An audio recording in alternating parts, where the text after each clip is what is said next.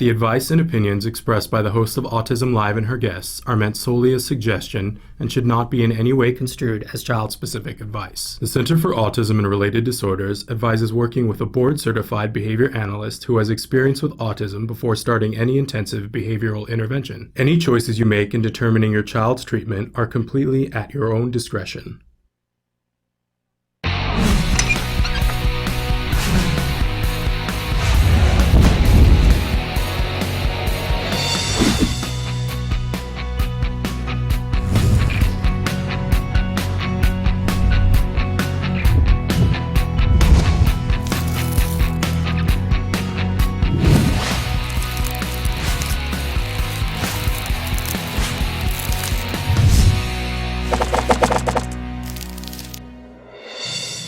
Good morning and welcome to Autism Live. I'm Shannon Penrod.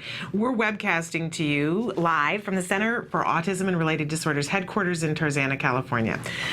Excuse me, and already I have a tickle. Okay, it's Monday. So thrilled to be here with you. It was Mother's Day yesterday, and I hope that everyone had a wonderful Mother's Day, because the fact of the matter remains that if you are a person on this planet, at some point, at some time, you had a mom. So I always say that it's a day that we should all be celebrating, and especially if you are now a mother, I hope that you had a wonderful day. I certainly had a wonderful day.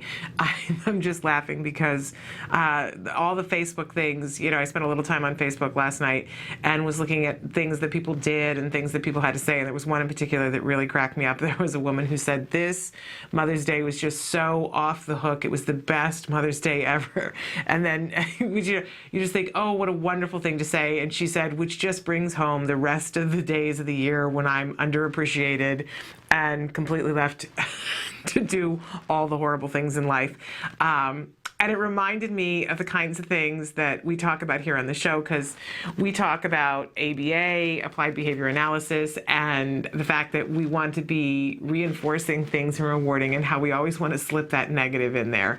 I was in the car with my husband and my son yesterday, and you guys know I always talk about this, that my go-to that I have to suppress always is this desire, this compulsive desire to nag, that And I was sharing with my husband and my son how I talked to you guys about the fact that I know it doesn't work. I have good tools that I know how to use when I choose to, but that I still want to nag. And I caught myself in the moment in the car nagging to one of them or both of them. I don't know which one. And we were talking about that, how it just seems like a thing that I want to nag, and how we talk about this on the show all the time, how we pay a compliment and that we want to do the but, right? So I love this particular mom. What a wonderful Mother's Day, which just brings home the rest of the days when nobody notices all the wonderful things that I do, right? We have to squelch that a little bit. That's the thing that we, say someplace else in the quiet, not on Facebook necessarily, although I did find it hilarious. In any case, I need to fix my mic a little bit here, but we're going to be with you for the next 3 hours talking about a variety of different topics having to do with autism and how we can be more effective, more efficient working with our children on the autism spectrum. This is a subject, if you've been watching, that's very near and dear to my heart, because not because I'm a behavior expert, in fact, quite the contrary, and I am not a BCBA, a board certified behavior analyst, although I have tremendous amount of respect for BCBAs. That's not my area of expertise. I'm a mom of a son who was diagnosed with autism at 2.5. He's now about to be 9, and a little less than a month. I just can't even believe it. And he was very profoundly affected. He had the kind of autism he regressed into. It was very profoundly affected. And I have my child back now thanks to a quality ABA therapy. So if I sound like a big fan of ABA, it's no mistake. I really am. It's the thing that, I refer to it as the autism miracle in my living room. And it's the thing that I hope for all of you, whether you're a parent, teacher, or practitioner. I know that you want things for this child that's in your life, that's on the spectrum. You want to help them reach their fullest potential. And let's face it, we need to do it as quickly and efficiently as possible, right? ABA is the only scientifically proven effective treatment for autism. It's the gold standard of treatment, according to the Surgeon General, for autism. And what I love about it is that we can see progress with all of our kids on the spectrum. So whether you've got a really high functioning child who just needs a brush up on certain skills in order to help them to navigate and negotiate the world that's out there, the social world that's out there, you can see progress. And if you've got a child who's very profoundly affected, you can see progress too. All of our kids are going to have different outcomes. I think everybody's in agreement about that, right? And you don't know where you're going to come out, but if there's progress to be had, you'd like to have it, wouldn't you? I think so. That's why I'm here, because I want to be your conduit to that. So I'm not the expert, but I have access to experts on your behalf. And that's what I'm always trying to do, is get your answers, your questions, your answers too, because I know you guys have answers as well, but have your questions answered as quickly and efficiently as possible. So want to remind you that this entire show is supposed to be a conversation, and you get to participate in that conversation in a lot of different ways. If you're watching us right now on autism-live.com, you'll see that across the top of the screen, it either says live or rebroadcast. We're live 3 hours a day, Monday through Friday. The rest of the time, we're rebroadcast. But if it says live, you'll see that there's a box there that says your questions, and you can just type into that box right now, hit enter, and it shows up here on my screen. If it says rebroadcast, or you're watching us on any one of the other multiple sites that you can be watching us, you can still participate in the conversation in a lot of different ways. One of my favorite ones is via email. If you'll take a look at your screen right now, you'll see we're going to cycle through some of those different ways that you can participate. There's the email address. You send your email off to us, no matter what time of the day or night it is, whatever country you're in, send that off to us, and we will get back to you as soon as we're back in the office. Not only will we answer your question live on the air, but we'll also send you a typewritten response, so that if you happen to miss that show, you've still gotten an answer to your response. You can also phone us. If you're not somebody who likes to type, you can phone in, and Monday through Friday, 9 to 5 business hours on Pacific Standard Time, we will answer your phone call. And if it's any other time, you'll leave a message for us. We'll get back to you as soon as we're back in the office. So, and if it's during the live show and you want to be patched in, you and I can have a conversation right here in real time. Woohoo! And if we have experts in here, you could be talking to them as well. We've got a lot of different guests that are going to be on the show this week. You can also Skype in. So we're going to be Skyping a little bit later with a mom blogger that I'm really excited about, Sharon Fuentes. We're going to have her at 10:30, and you can Skype in too. So don't be shy. All you have to do is call this number and have your computer open. And if you want to do video chat, if you're having a good hair day, we can do that as well. Or you could just be audio if you want, if you're not having a good hair day. I understand. It's my life, right? For a good hair day. In any case, lots of ways to participate, including Facebook. We'll give you the question of the day here in a few minutes, and a lot of you are participating with the question of the day on Facebook. We love that, because not only do we get to hear what you have to say, but everybody does, and you help each other. I love to see that, you guys. You can also be talking to us on Twitter. We love it when you tweet. We're trying to tweet to you and tell you kinds of things that are going on here. I'm getting better at the tweet thing. I don't know, maybe I'm not getting better. I'm working on it, though. You guys can give me pointers on the tweeting thing. So lots of different ways to participate in the conversation. There are lots of different ways to watch us too. You might be watching us on autism-live.com, but you can watch us on blip.tv. I love this because it's kind of like a DVR. You can pause, rewind, go back, search a topic, search a date. If you know that we had Dr. Jonathan Tarbox in here on Friday. What a wonderful discussion we had with him about teaching social skills. You can search the date on Blip, but you can also watch these things on YouTube if that's more convenient for you. We're on YouTube, have our own channel there. You can look up months ago and see all the different things that we've had on YouTube, see our cooking segments that we've done from time to time, because every once in a while we bust out and do something just fun, just because. You have to do that. And you can also watch us on iTunes, which is a wonderful thing. You can even subscribe on iTunes. You can subscribe actually on Blip and subscribe on YouTube as well. And you can leave comments in all of these different places. We we especially love, when you leave a review on iTunes. We love the reviews you guys have been leaving us. It's awesome. All right. And you can also catch us now on Ustream. That's our newest venue. And if there's a venue that you would like to see us on that we have not mentioned, please bring it to our attention, because we want to make this information available to you in a format that's easy for you. I know firsthand when my son, in the early years when we were treating his autism, and people would talk to me about conferences or things, oh, and did you see this? And I would say, who has time for that? Exactly when am I supposed, I'm out the door to OT and I'm out the door to speech and I got to be here for therapy and right? But sometimes at 2 o'clock in the morning when I couldn't sleep, that's when I would be up and be online and researching things and finding things, but that wasn't when the conferences were. So we want to be all the time for you, so that whenever is convenient for you, wherever you are. And we know that many of you are watching us in the United States and abroad. So we want it to be convenient for you. If there's something that we're not doing that would make it convenient for you, please let us know. All right. We always like to start the morning, it's my little warm-up, with something that we fondly refer to as the jargon of the day. Because this is an intensive journey, right? No matter how you look at it, the journey through autism, very intensive. And the jargon is something that, if we're not careful, can really mess us up, overwhelm us, leave us at a meeting where we don't know what's being said. I mean, what could be worse, right? You've paid for and arranged for and waited for a meeting with experts to talk about your child. You get there and they start talking and using words that you have no idea what they mean. It's frustrating, right?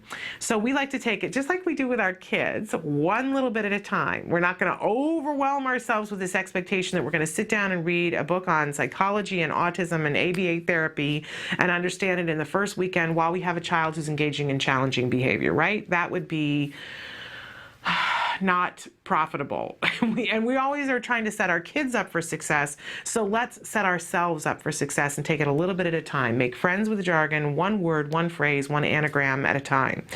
And we like to cycle back through some of the most important words and revisit them from time to time so that we firmly get them rooted. They really become words that we not only understand but can use, so we get them expressively and receptively, right? Just like our kids. Okay, so we like to give you an actual definition and then give you a somewhat watered down, less specific definition that will help you to gain access to what we're talking about. And if you don't get it the first time, it's okay. There are still words that I need a whole lot of help and support on that I go, oh, I'm sorry, run that by me again. Yeah, there are a couple of terms that I've been avoiding because I want to make sure that I have them a little bit better before I present them here. In any case, today our anagram, our series of letters, we go into alphabet land, is ABA. And I already sort of gave it away because this is what we talk about the most on this show. And we see that our actual definition for ABA is applied behavior analysis, the application of the principles of learning and motivation from behavior analysis. It employs procedures and technology derived from scientifically demonstrated principles of behavior to increase socially significant behaviors and decrease unwanted or inappropriate behaviors. Okay, that's a mouthful, right? And we look at this and we go, all right, okay, it sounds all right, but really in terms of what it actually does, I don't think it quite gets to it. So let's take a watered down version of it. It is a proven method of increasing or teaching desired behavior and reducing unwanted behavior.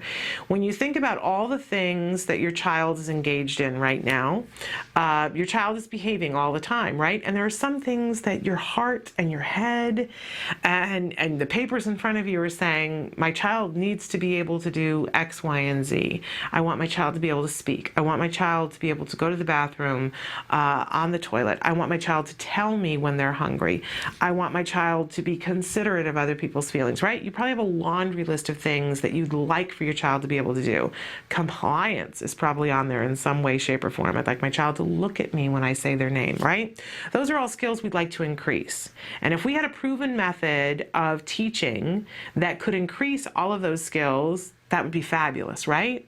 And if that same teaching method could also decrease all of the behaviors on the other side, on our other laundry list of the things that we'd like to see go away, like our child biting their friends, like our child hitting their head against the kitchen floor, like our child smearing their feces on the wall. I mean, the list can be really, really long and very specific for different children. We'd like to decrease those behaviors or make them go away forever and increase the other behaviors. So if we had a tool belt that could make both of those things happen, how exciting would that be? That's ABA. And it is a proven technique. There have been so many studies, and we have people from time to time come in and talk about the studies, but if you want access to some of the studies, please let us know. All you have to do is email me and I'll point you in the right direction. But we know that this works. We know that we can get great progress with children on the spectrum. What I also like to add to this is that here's the really funny thing about ABA. It wasn't invented for autism. I know there's a lot of people out there who think, oh, well, ABA came along and it is an autism intervention. Well, it is an autism intervention, but that's not what it came along to be. It came along to change anybody's behavior. It just happens to also work on our children. But the principles of ABA work on me, they work on you, they work on your neighbor, they work on your mother-in-law. So as we talk about these things and how to increase behaviors that we want to see more of and decrease behaviors we want to see less of, I always like to add that not only is this good parent training for your or teaching, if you're a teacher, for the child in your classroom that's affected by autism, it's great for all of the kids in your classroom or all of the children in your home or all of the people in your life, including ourselves. So that's the extra woohoo bonus where ABA is concerned. And we'll talk more about ABA, but I think it's really important if you're just starting out to understand tool to be able to increase behaviors we want to see more of and to decrease behaviors we want to see less of. How exciting is that? If we can get it that simple in our heads to start with, I think most of us go, all right, I want to know more. And believe me, we talk about, we talk about everything having to do with ABA and a lot of other stuff as well, but ABA is sort of the cornerstone of everything that we talk about because it's such a big field and our kids are all different, right? There's no cookie cutter that says, boom, boom, boom, here are all kids with autism, right? Isn't that one of the most frustrating things that we encounter in the world? Is that now as autism awareness comes out, people think, oh, well, this is autism. No. That's one person with autism, right? So as we look at ABA and it takes into account our individual children and their individual skills and their individual deficits, that's a wonderful thing, but there's so much to talk about that really 3 hours a day isn't enough, but we make it work. However, if we're not getting to something that you particularly want to talk about, please write in and give me your suggestions, your thoughts, your complaints, your concerns, or say, I really appreciated when you did a piece on this, because that's what we're here for, to serve you. And if we're headed down a path that isn't helping you, help me out. Let me know. Tell me what you do need, and I'll be happy to get somebody in here to talk about that specific thing. Okay, we also always have a question of the day. And the question of the day is meant to get you thinking, get you participating. We love it when you guys talk about this on Facebook and you interact with each other. And now on Twitter, you guys are answering. It's a wonderful thing. You can also email, you can call us, you can Skype to tell us as well, whatever works for you. But our question today is, what does your child need most right now? What does your child need right now? Open-ended question, does your child need a device? Does your child need more time with you? What does your child need right now? And I will tell you quite honestly, what my child needs the most right now is more time with mom. I'm going to well up, but I'm just, I'm realizing that so much of our time in the last, because those of you who watch know that my son had 5 years of intensive ABA in our home, delivered by the Center for Autism and Related Disorders. So I'm a big fan of theirs. and it was amazing. And he graduated on his 8th birthday last year, and his 9th birthday is coming up. So we've been almost a year with no intensive ABA, although I still use skills at home, and I'm still using the principles of ABA whenever I can remember, right? I am not perfect. If you run into me in the grocery store, you will see that I don't always get it in every moment in time. I'm working on it though, like the rest of you. But I am seeing that more than anything, he goes to school during the day, and we have stuff that has to be done in the afternoon. And what he asks for more than anything else is, Mom, can you be with me? And sometimes that's literally what he means, is to be with him, to sit with him. I want more interaction time with him, which is, I'm sure, what he really needs. But sometimes he just wants to be physically close to me and sit with me. And that's a thing that I absolutely love. I need to make sure that I make the time for that more and more often.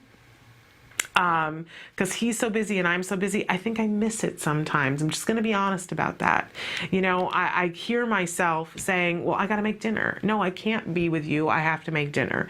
And then I remind myself, he's in that boy phase where he's not going to want to be with me that much longer. So if dinner is late, it throws off the ritual, and I'm going to be talking about rituals later on.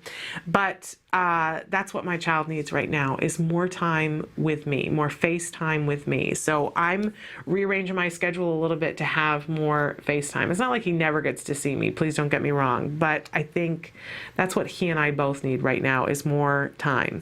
And how wonderful, I got to tell you that at this point in my life, after this extended journey with autism, that's to be able to say to you that that's what my child needs right now. Because if you'd asked me 2 years ago, I would have, put different things on the list. And 3 years ago, I would have put different things on the list. But how wonderful that I'm at a point where I can say that. That's what my child needs right now, and that's the most important thing right now. So a really wonderful thing, but I'd love to hear from you. What does your child need the most right now? And it may be ABA therapy. If that's the case, I hope that you're tuning into the show.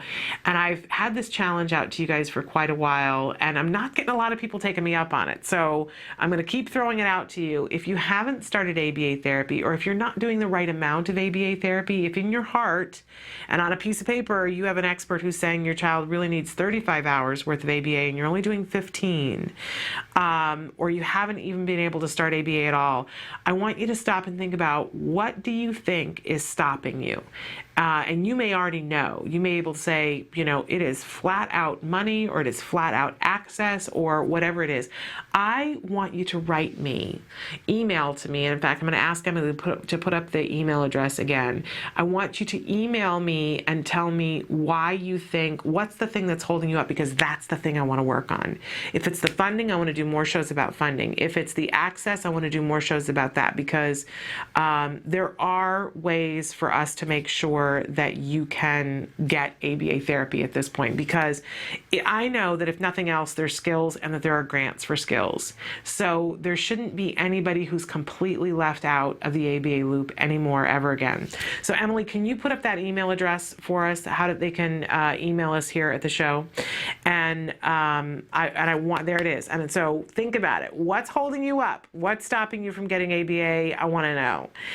Put me on the job. I want to hunt it down for you. I want to get the answers for you. It means a lot to me.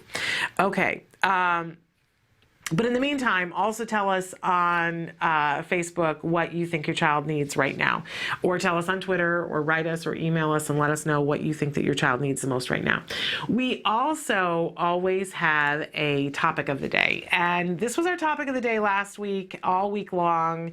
And I think it pretty much is all this week too, because I'm in that mode where I really want to talk about ABA for beginners and remind us and bring us all back to basics, not just you, but me as well. I think it's so important to get refresher courses, excuse me, and remind ourselves of why why are we doing this and how does it work, and isn't it amazing? I just think that it's a worthwhile way to spend our time because it makes us better parents and it makes us more efficient, more effective working with our kids on the spectrum. And again, working with all of our other kids as well.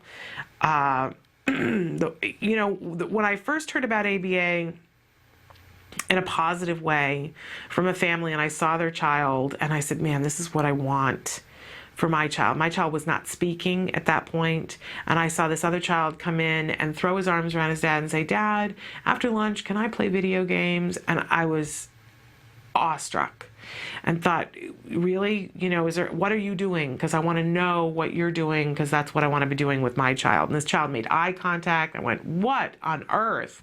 This is exciting to me. And that family said, we're doing ABA, and here's what you need to know.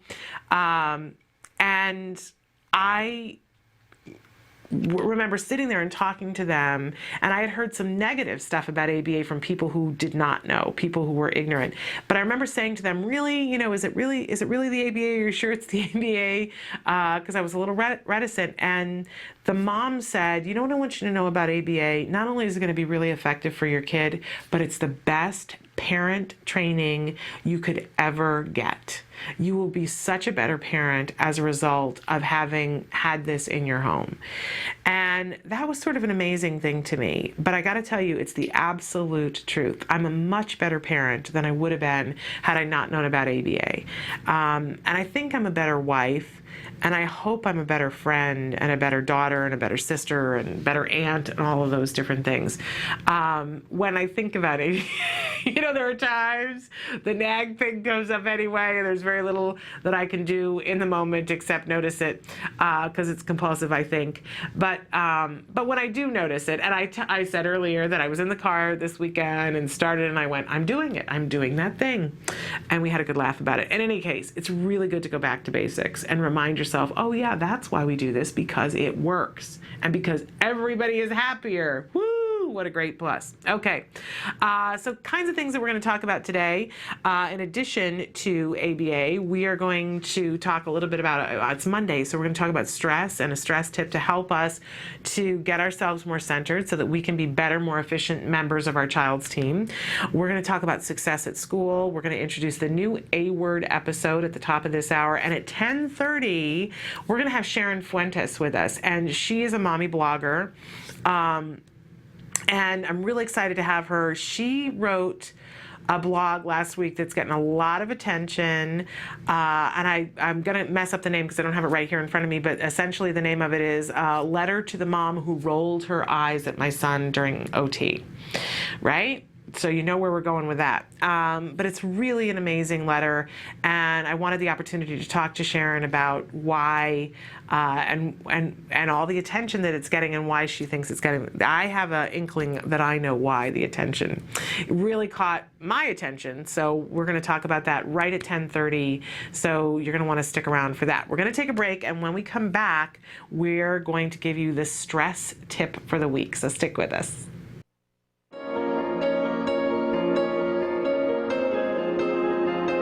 ACT Today, or Autism Care and Treatment Today, was founded in 2004 by several passionate parents who believe that access to early, effective treatment is vital for individuals with autism. Together with Dr. Doreen Graham-Pache, the world's leading provider of therapy for autism, this group created ACT Today to do just as the name implies, take action immediately to treat autism spectrum disorders. A lot of families and parents and even physicians don't yet accept the fact that we are recovering children with autism. In 2006, inspired by her struggle to get treatment for her young son Wyatt, television producer and author Nancy Alspaugh-Jackson and her husband Reed hosted a backyard benefit for the foundation called Denim and Diamonds for Autism. Tens of thousands of dollars were raised, and in 2008, Alspaugh-Jackson took the helm of ACT Today as executive director. This country has to come together to save a generation of children. With a dedicated board of directors, a small but committed staff called the A-Team as in autism, ACT Today is making a huge difference in the lives of children across the country. grants that fund programs for behavior therapy, special needs schools, and summer camps. Medical needs like diagnostic tests and special diets. Basic safety equipment such as helmets for children who repetitively bang their heads, and fencing for those who wander. Assisted technologies and assistance dogs. Hi, my name is Max, and I love my iPad too. It's so great. I can take photos. In 2010, Act for Military Families became the first national campaign to benefit military children with autism. I'm Joe Montaigne. As a father of a daughter with autism, I know the challenges that brings. ACT Today continues to educate and raise national awareness on the need for early and intensive intervention for an epidemic that affects at least 1 in 110 children. I called on November 1st, and I'm like, how am I going to get notified? How are you going to let me know?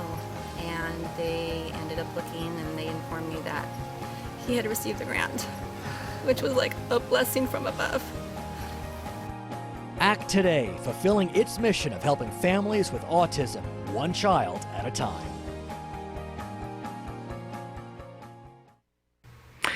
Welcome back to Autism Live. That was, of course, Autism Care and Treatment Today. Nancy Alspaugh-Jackson, who is the Executive Director of Autism Care and Treatment Today, joins us on Wednesdays for an hour at 11 o'clock for a segment that we call Let's Talk Autism with Shannon and Nancy. She'll be with us this Wednesday. In fact, our special guest during this week's Let's Talk Autism with Shannon and Nancy is special education attorney Valerie Vanneman. So if you have questions of a legal nature and you're getting ready to go into an IEP, or you just had your IEP and want to ask a legal question, Valerie Vanneman's going to be with us during the 11 o'clock hour this Wednesday with Nancy Alspaugh-Jackson. Send those questions in now so that we'll have them all ready and ask Valerie during the time that she's here, and you'll know to expect to see your answer then. Okay, but love the work that Nancy does at Autism Care and Treatment Today. They give grants. You know that thing that I was saying before about if it's funding, come on down, let's talk about it, because they give grants. They've given away more than $500,000 to families for the kinds of things that they need. I just love that it's not just, oh, well, we just give out iPads, or we just give out fences, because everybody doesn't need the same thing, right? If you're the parent who needs an iPad, the fence isn't going to do you a whole lot of good. And if you're a parent that needs the fence, the iPad, you look at it and go, did I say that the right way? Or you know what I mean. In any case, So there are different times during the year when Autism Care and Treatment give out grants. They just closed one grant phase, but another one will be coming up, and we'll make sure that we let you know about that. There is a waiting list, but it does not hurt to be on the waiting list, right? Because people do get grants for the things that they need. It's wonderful. Okay, I promised you a stress tip, and I'm going to give you one of the greatest stress tips that there is, and that's being in a certain amount of acceptance. And you know, there's a wonderful poem that you probably have seen that you know, you go into almost any gift store and they have it, the Serenity Prayer. Grant me the serenity to accept the things I cannot change, the courage to change the things I can, and the wisdom to know the difference, right? I think so often, and I know that I am incredibly guilty of this, there are things that we want to rail against, that take our energy and our time, that we go, you know, but this isn't fair, and this isn't right. And, you know, one of the things that I like to do for myself when I see myself going down that path, and often it takes a third person to say to me, you know what, this is where you're going, and you're spinning your wheels, and you're spending way too much time on this, and it's not getting you anywhere, right? I think it's really important to identify the people in your life who you can go to and let them know where your head is at, because, you know, there are going to be times when you're going to feel overwhelmed, and there are going to be times when you're going to feel angry, right, about your circumstances and what's going on. I think that's everybody. I don't know, because I can't get inside everybody's head, but I mean, even people who don't have children on the spectrum. But when I talk to parents, and I know this is true for myself, that of course, we're going to have times of grief, we're going to have times of anger, we're going to have times of feeling completely overwhelmed.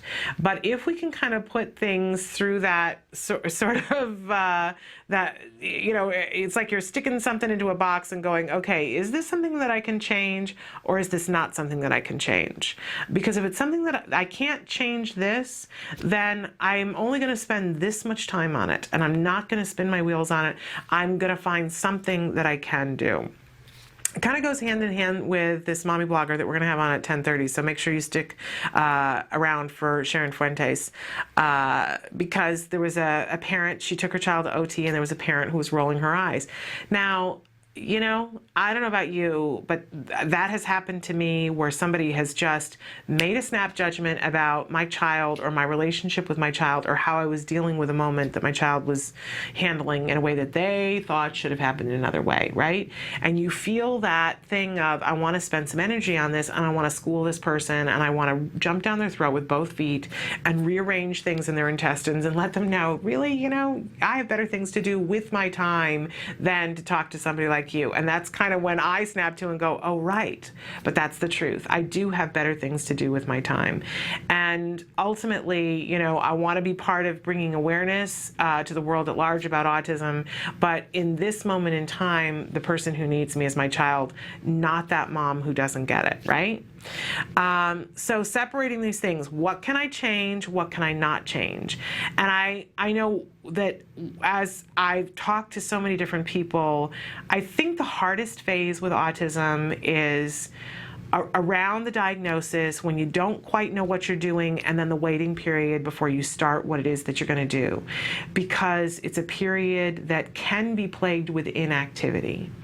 And when you've got something that is not what you want, being inactive is the hardest thing in the world to do.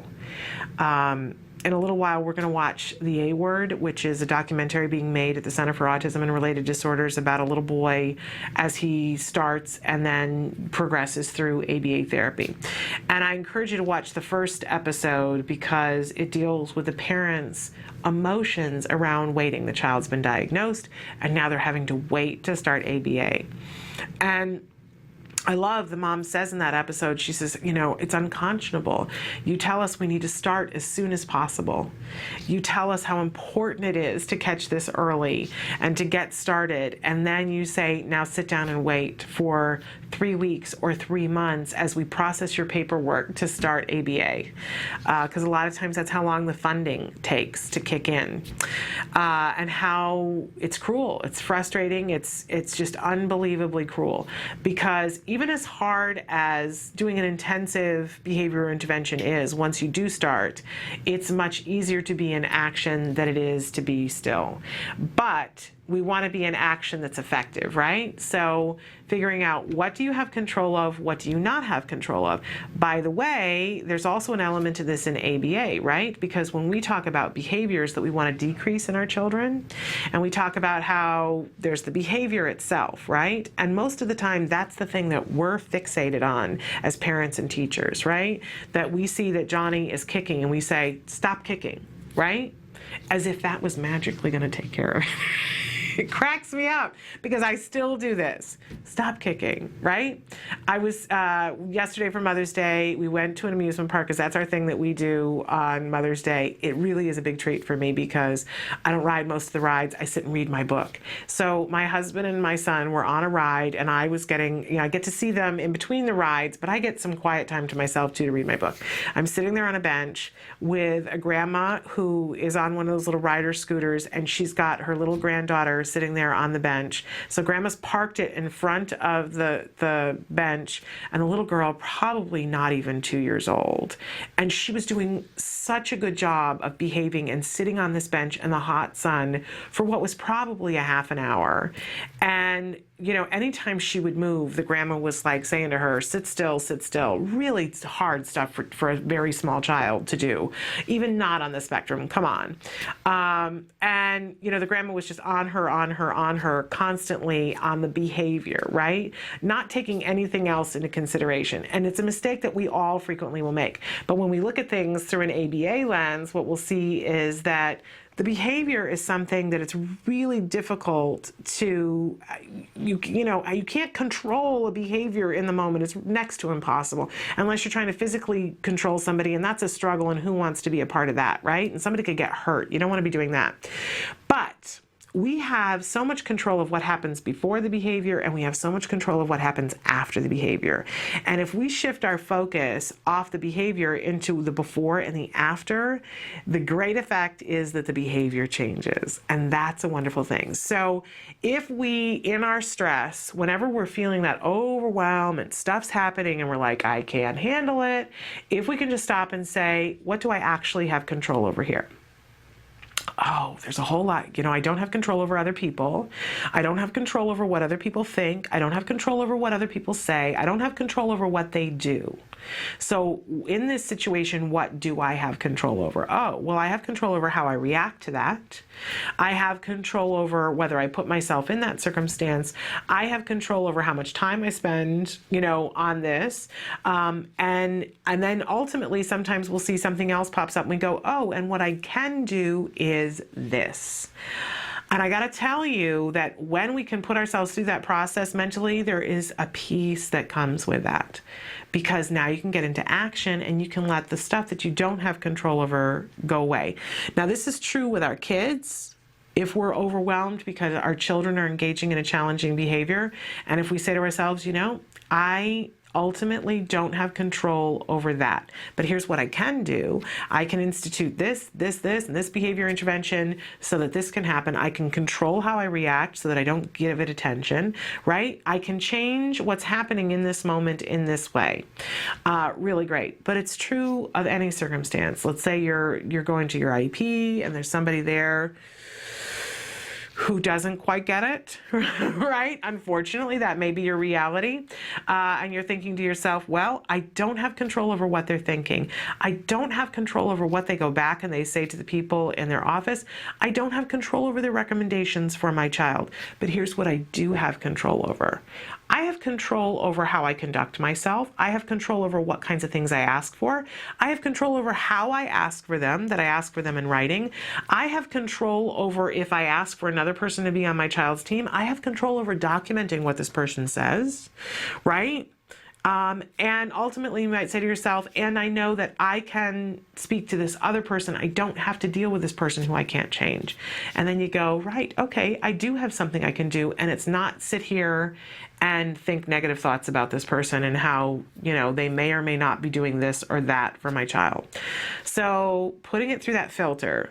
What do I have control over here? What do I not have control over? How am I going to spend my time? Really useful at dealing with the stress. You might be sitting there and saying, I cannot afford ABA. And that might be your whole thing. And I want you to stop and say, okay, what do you have control over here and what do you not have control over? Because the truth of the matter is nobody can afford it. Nobody can afford it.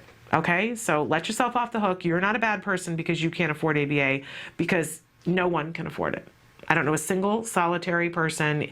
Holly Robinson Pete said in a blog last year, autism is unaffordable by anyone. And if she can't afford it, then for heaven's sake, we can't afford it either. So we can just cut ourselves some slack and go, okay, I can't afford it. Fine. All right, that's fine.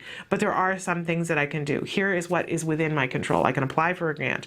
I can apply for assistance. I can, process these papers so that this other thing is paid for, so that I have more funds to get the assessment, which will get me into this service, which provides funding, right? There are things that we can do. I promise you, there are things that you can do to help yourself in whatever it is that you need help with.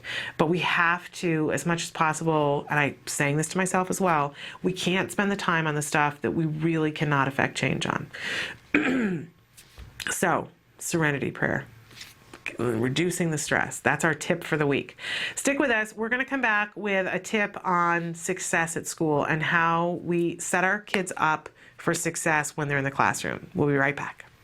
Mostly the behavior started at night, but it was invading the day, where he would just speak one syllable and babble and pace around.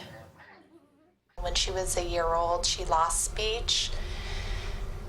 She did never seem to request me for anything, even for food.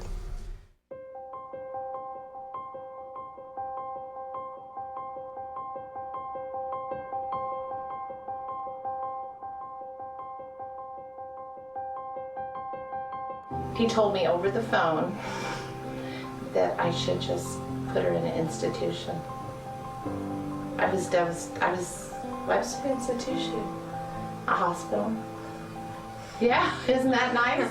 He told me that it was possible or likely that Ruffin would never be employed, that he would never work productively, that he would not know that I loved him, nor would he love me, nor would he be likely to marry. There's a 50% chance that he won't be able to talk at all, but if he does talk, he will only be able to, you know, make simple desire requests. I want, things like that. And probably by the time he was 10, he'd be in a home. Doreen told me that he would recover, and Doreen told me that he would go to regular kindergarten. I really have a very normal kid now, and lots of normal worries, but not extraordinary ones.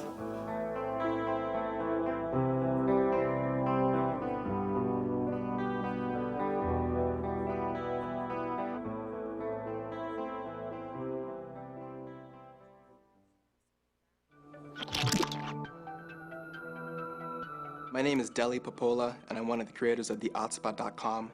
TheOutSpot.com is an online support system for families and specialists who are affected by autism across the whole world. Share inspirational stories, find resources in their area.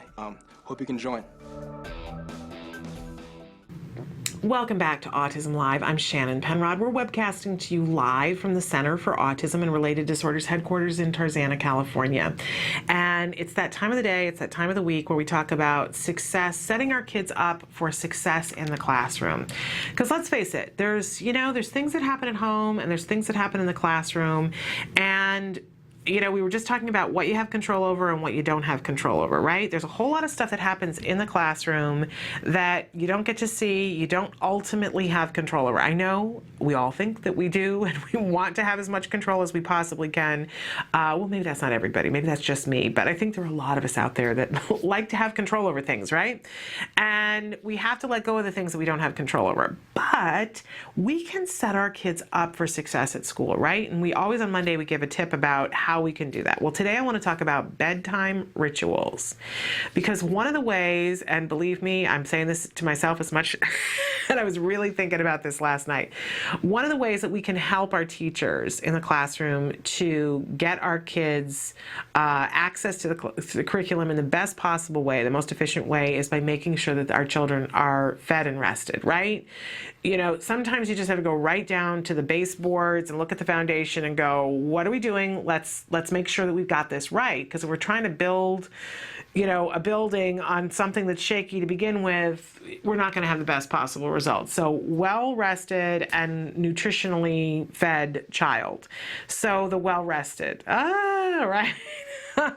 Oh, yes, it's difficult. Getting a child to go to bed, stay in bed, and get rest, right? It's a never-ending battle. It can be so, so difficult. But what I hear all the time here from the BCBAs on staff who talk to me about these kinds of things, because from time to time, we will have issues crop up around bedtime.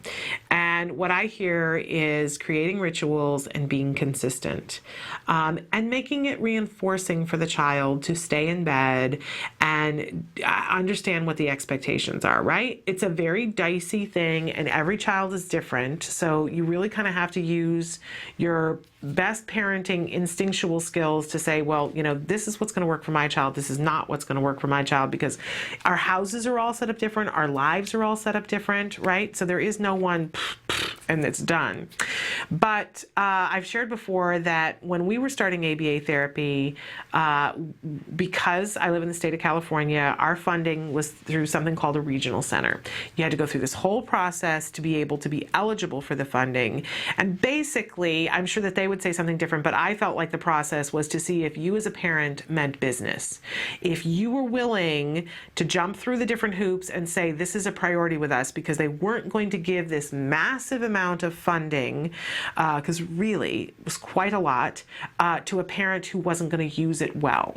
It's really important that we be able to uphold the consequences and understand the principles of ABA, because you can bring in a troop of therapists, and if they leave and you're not holding it up as a parent or as a teacher, you know, you're not going to get the results that you might have otherwise. So it was rigorous what we had to go through in order to qualify for our funding, but we did it. We jumped through every single fire-lit hoop they had and said, bring it on, because we want this. But one of the things that we had to do was 16 hours of parent training. It was a class that they had. And moving heaven and earth for my husband and I to be able to be at a 16-hour class with a child who was engaging in challenging behavior. Oh my goodness. I had a friend that I called upon that I said, I'm asking a huge favor, because otherwise my child's not going to get this treatment. And still a really good friend, and I was saying something to her the other day, and she was saying, you know, I really feel bad because I don't feel like I supported you in this, and you've been on this journey. And I said, are you kidding me? You were at the start of it, because you came and watched my child for these 4 classes, 4 hours at a time, so that my husband and I could go and do this thing. I don't know who else could have done that. And how much I really appreciated it. In any case, we went to this class, the first one, and I thought it was going to be this boring instruction of what ABA is, which I sort of wished I'd had later on, you know, and eventually, excuse me, I learned about all the ins and outs of ABA in a different way as well. But the instructor said, okay, here's what we're going to do. We're going to talk about your real child. It was just us and another couple in this class. And he said, I want you to make a list of the behaviors that your child engages in that you most want to decrease, because he really wanted us to buy in. And I totally get it now. And he said, you know, make a list and the priority of the kinds of things that you would like to work on to make challenging behavior go away. And I'll tell you what, my husband and I sat and consulted with our heads together like we were on a game show, and we're picking how we were going to, you know, divvy up the $1 million, whether we were going to take it in 1 month, 1 month installments, or over a lifetime, or one lump sum. You know, we were like, you know, well, what would we work on first? You can make behaviors go away. Okay. And we came up with this list, but number 1 on the list was getting our child to go to bed. And it was above the fact that he was hitting his head on the kitchen floor. And I'll tell you why it was, because I was sitting there saying, if I don't get some sleep, if I don't get some rest, all of this, none of it's going to matter, because they were going to put me away in a hospital, you know? And I know you guys know what I'm talking about. I had to get some rest. I was a mess. I was falling apart because my child wouldn't go to sleep until 2 and 3 in the morning, and only then after we would drive him around the block. This was right before gas prices got really high. We couldn't have afforded it. I don't know what I would have done. I just don't know what I would have done. But that was the only thing at that time that would make him go to sleep, was driving for an hour or more. Oh my gosh, exhausting. And I really had said to my husband the week before, I'm afraid I'm going to fall asleep in the car and crash the car. It was really life and death. And in any case, so we tackled that, and the instructor said, okay, that's what we're dealing with this week. And he made us set up an extended ritual that we set a time that we were going to try to have him to sleep. And we backed up that goal and said, okay, you know, so hours before, here are the kinds of things that we need to be doing in order to make sure that this child gets in bed and stays in bed. And it was a lengthy list of things to do that were specific to our lives and our child. But I think it's so important, and even now, last night we tried to skimp on the bedtime ritual. We have a bedtime ritual that gets my child in bed and gets him to sleep. And we tried to skimp on it last night because I was trying to do something, and it was Mother's Day, so it was my time off. And my husband came downstairs and said, I don't know if it's going to work. And you know, he came back downstairs. And what I realized last night is that it doesn't pay to skimp on the bedtime ritual. Put the bedtime ritual in place. And I don't know how many times Art Wilkie, who works here, who really is quite the expert, I believe, he would yell at me for saying that, but he's very, very good at knowing about bedtime rituals and the kinds of things to put in place that are all documented. And he always talks about how it's got to be be consistent, right?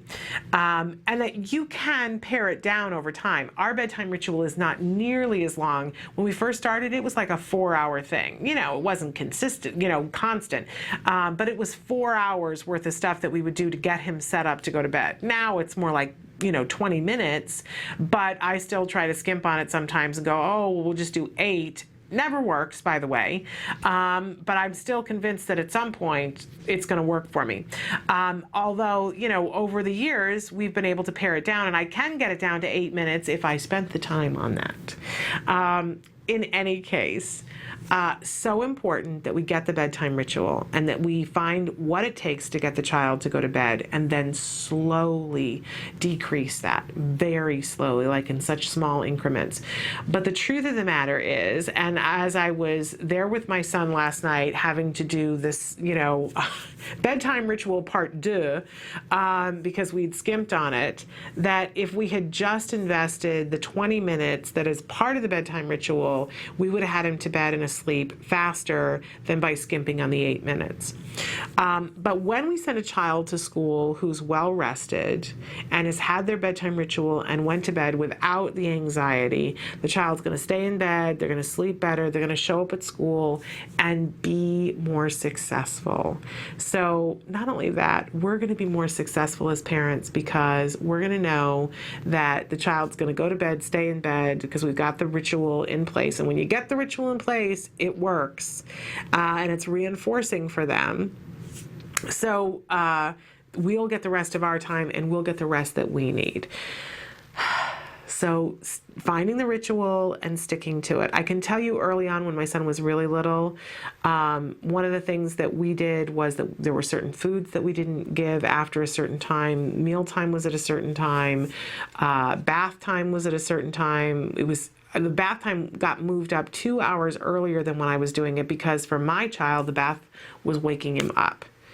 And making him I like to take a shower before I go to bed because it makes me relaxed and makes me sleep. It just wasn't the case with my child. He had the bath and he was ready to go. You know what I mean? So looking at your individual child and figuring out, okay, well, here are the things. We were asked to buy a specific video, which I thought was the most ridiculous thing, you guys. It's called Nighty Nights. And it was expensive. I will tell you that. Don't buy it new, buy it used, because a whole bunch of people have used ones. I think I've already given somebody mine, or I'd offer it up as a contest win thing. But it's this video that shows a bunch of animals that are walking around doing stuff, baby animals, and that's the first part of the video. And then it shows the sun gradually starting to set, and then it shows all the baby animals starting to go to sleep. And I remember sitting on the couch going, really, did I just pay, I think it was like $28 for this half-hour video, and I was sitting there on the couch with my son and saying, really, did I just pay $20? I totally conked out. I don't know what it is with that video, but it's amazing. So I'm just saying. But we showed that, and then there were bedtime stories, and there was a series of rituals to have him in bed so that there wasn't the battle by the bedside, right? Because I know we've all been through that. But to get them so tired that they blissfully lay down in their bed and they're conked out. Singing to them all the different things for different children, but getting them set up for success for bedtime with a ritual which sets them up for success at school. And we'll talk more about that, and if you want more specifics, we can have Art come in and talk about that. Let us know. All right, it is time for the A word, and I love Mondays because we get to see a new episode.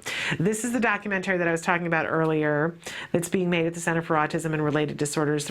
They're following Jack Riley in this ongoing series. He's a little boy who was diagnosed with autism shortly after his second birthday. He's had about 6 or 7 months of ABA therapy at this point, and he's not yet 3, but he's getting close to it.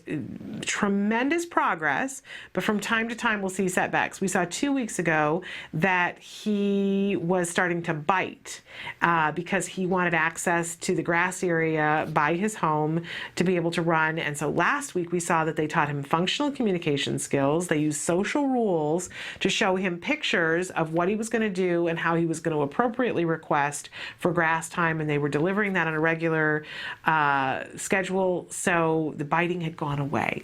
So let's tune in this week and see what Jack Riley is doing. This is the A word.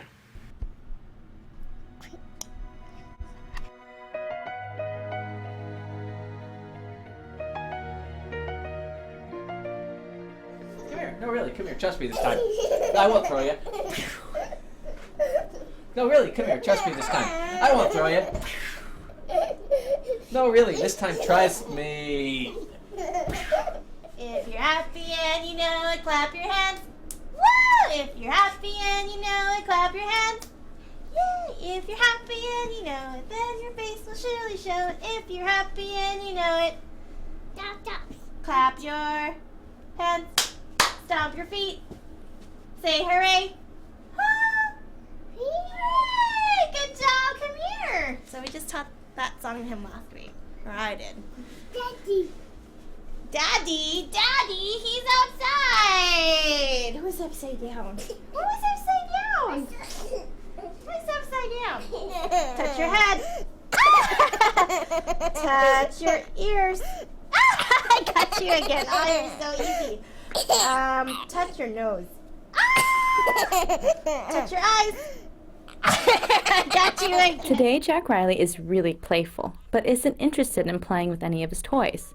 He's more interested in social games. So what Jessica does is integrate his lessons in the play, such as body parts. Touch your head.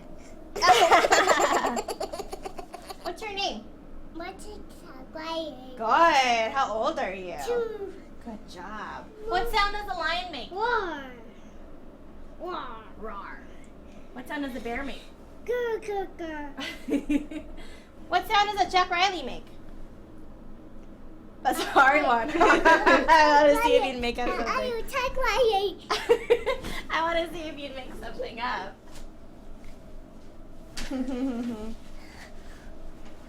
What's up, dude? Nice hands? You want me to play? Play. You want me to play? Play. Play? Okay, I'll play. You just have to ask. Hey, Suzanne, can I try something? Yeah. Can I try having him get your attention? I want to see if he'll actually generalize. Okay. Okay, Suzanne's going to be in charge of the pillow sandwiches now. If you want them, you need to ask her. Look. Look, look, look. Do you want a pillow sandwich? Oh, look at the pillows. Who has the pillows? Hey, Jess. Hey, Bear. Hey, Susan. Yes?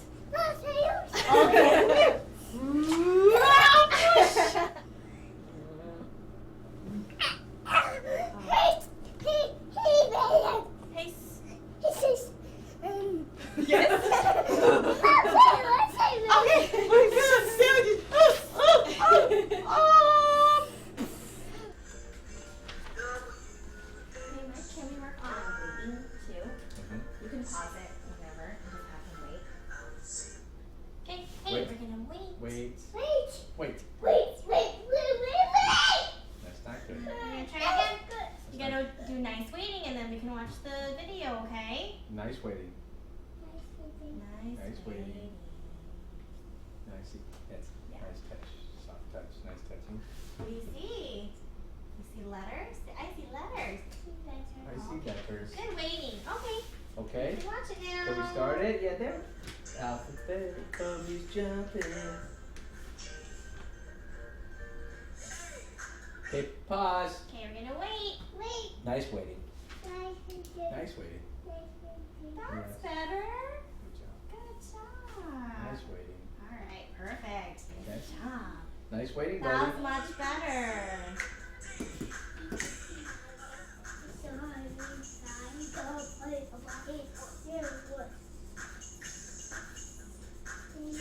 I have a crush on my son.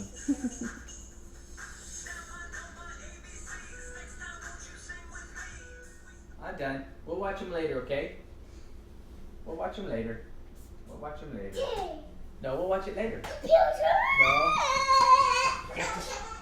Jack, settle down. Settle down. We'll watch the computer later.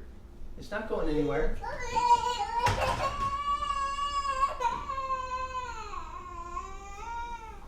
Jack Riley is upset because the fun activity, to him, has abruptly stopped. Transitioning is anxiety-ridden for Jack Riley because he has difficulty in anticipating what will happen next. In general, though, transitioning for kids is abstract and difficult to grasp. Hey, should we go jump a little bit somewhere? What do you want to do? Should we play upwards? Daddy. Should we go see Daddy? Ready? Oh. Oh, just kidding. Should we go? Should we go? Should we go?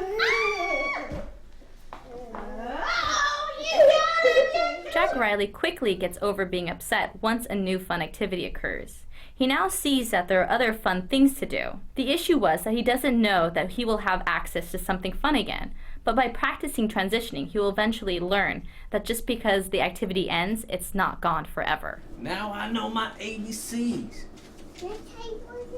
Now I know my ABCs. Next time, won't you sing with me? That was Master P. Diddy White Ice Dude. That's who did that. Wow, is that gonna be your stage name, Jack Riley? When you grow up, don't be a tool. Oh man. Vanilla Ice. Wow, that brought me back to when I was a little girl. Very cool. I love you, Jack Riley. I love you, Jack Riley. Okay. Daddy. Oh my god. Do you want to go see Daddy? Go see Daddy. Okay. We can go do some stuff with Daddy. You want to go do some stuff with Daddy? Let's go see Daddy. Okay, we can go do that.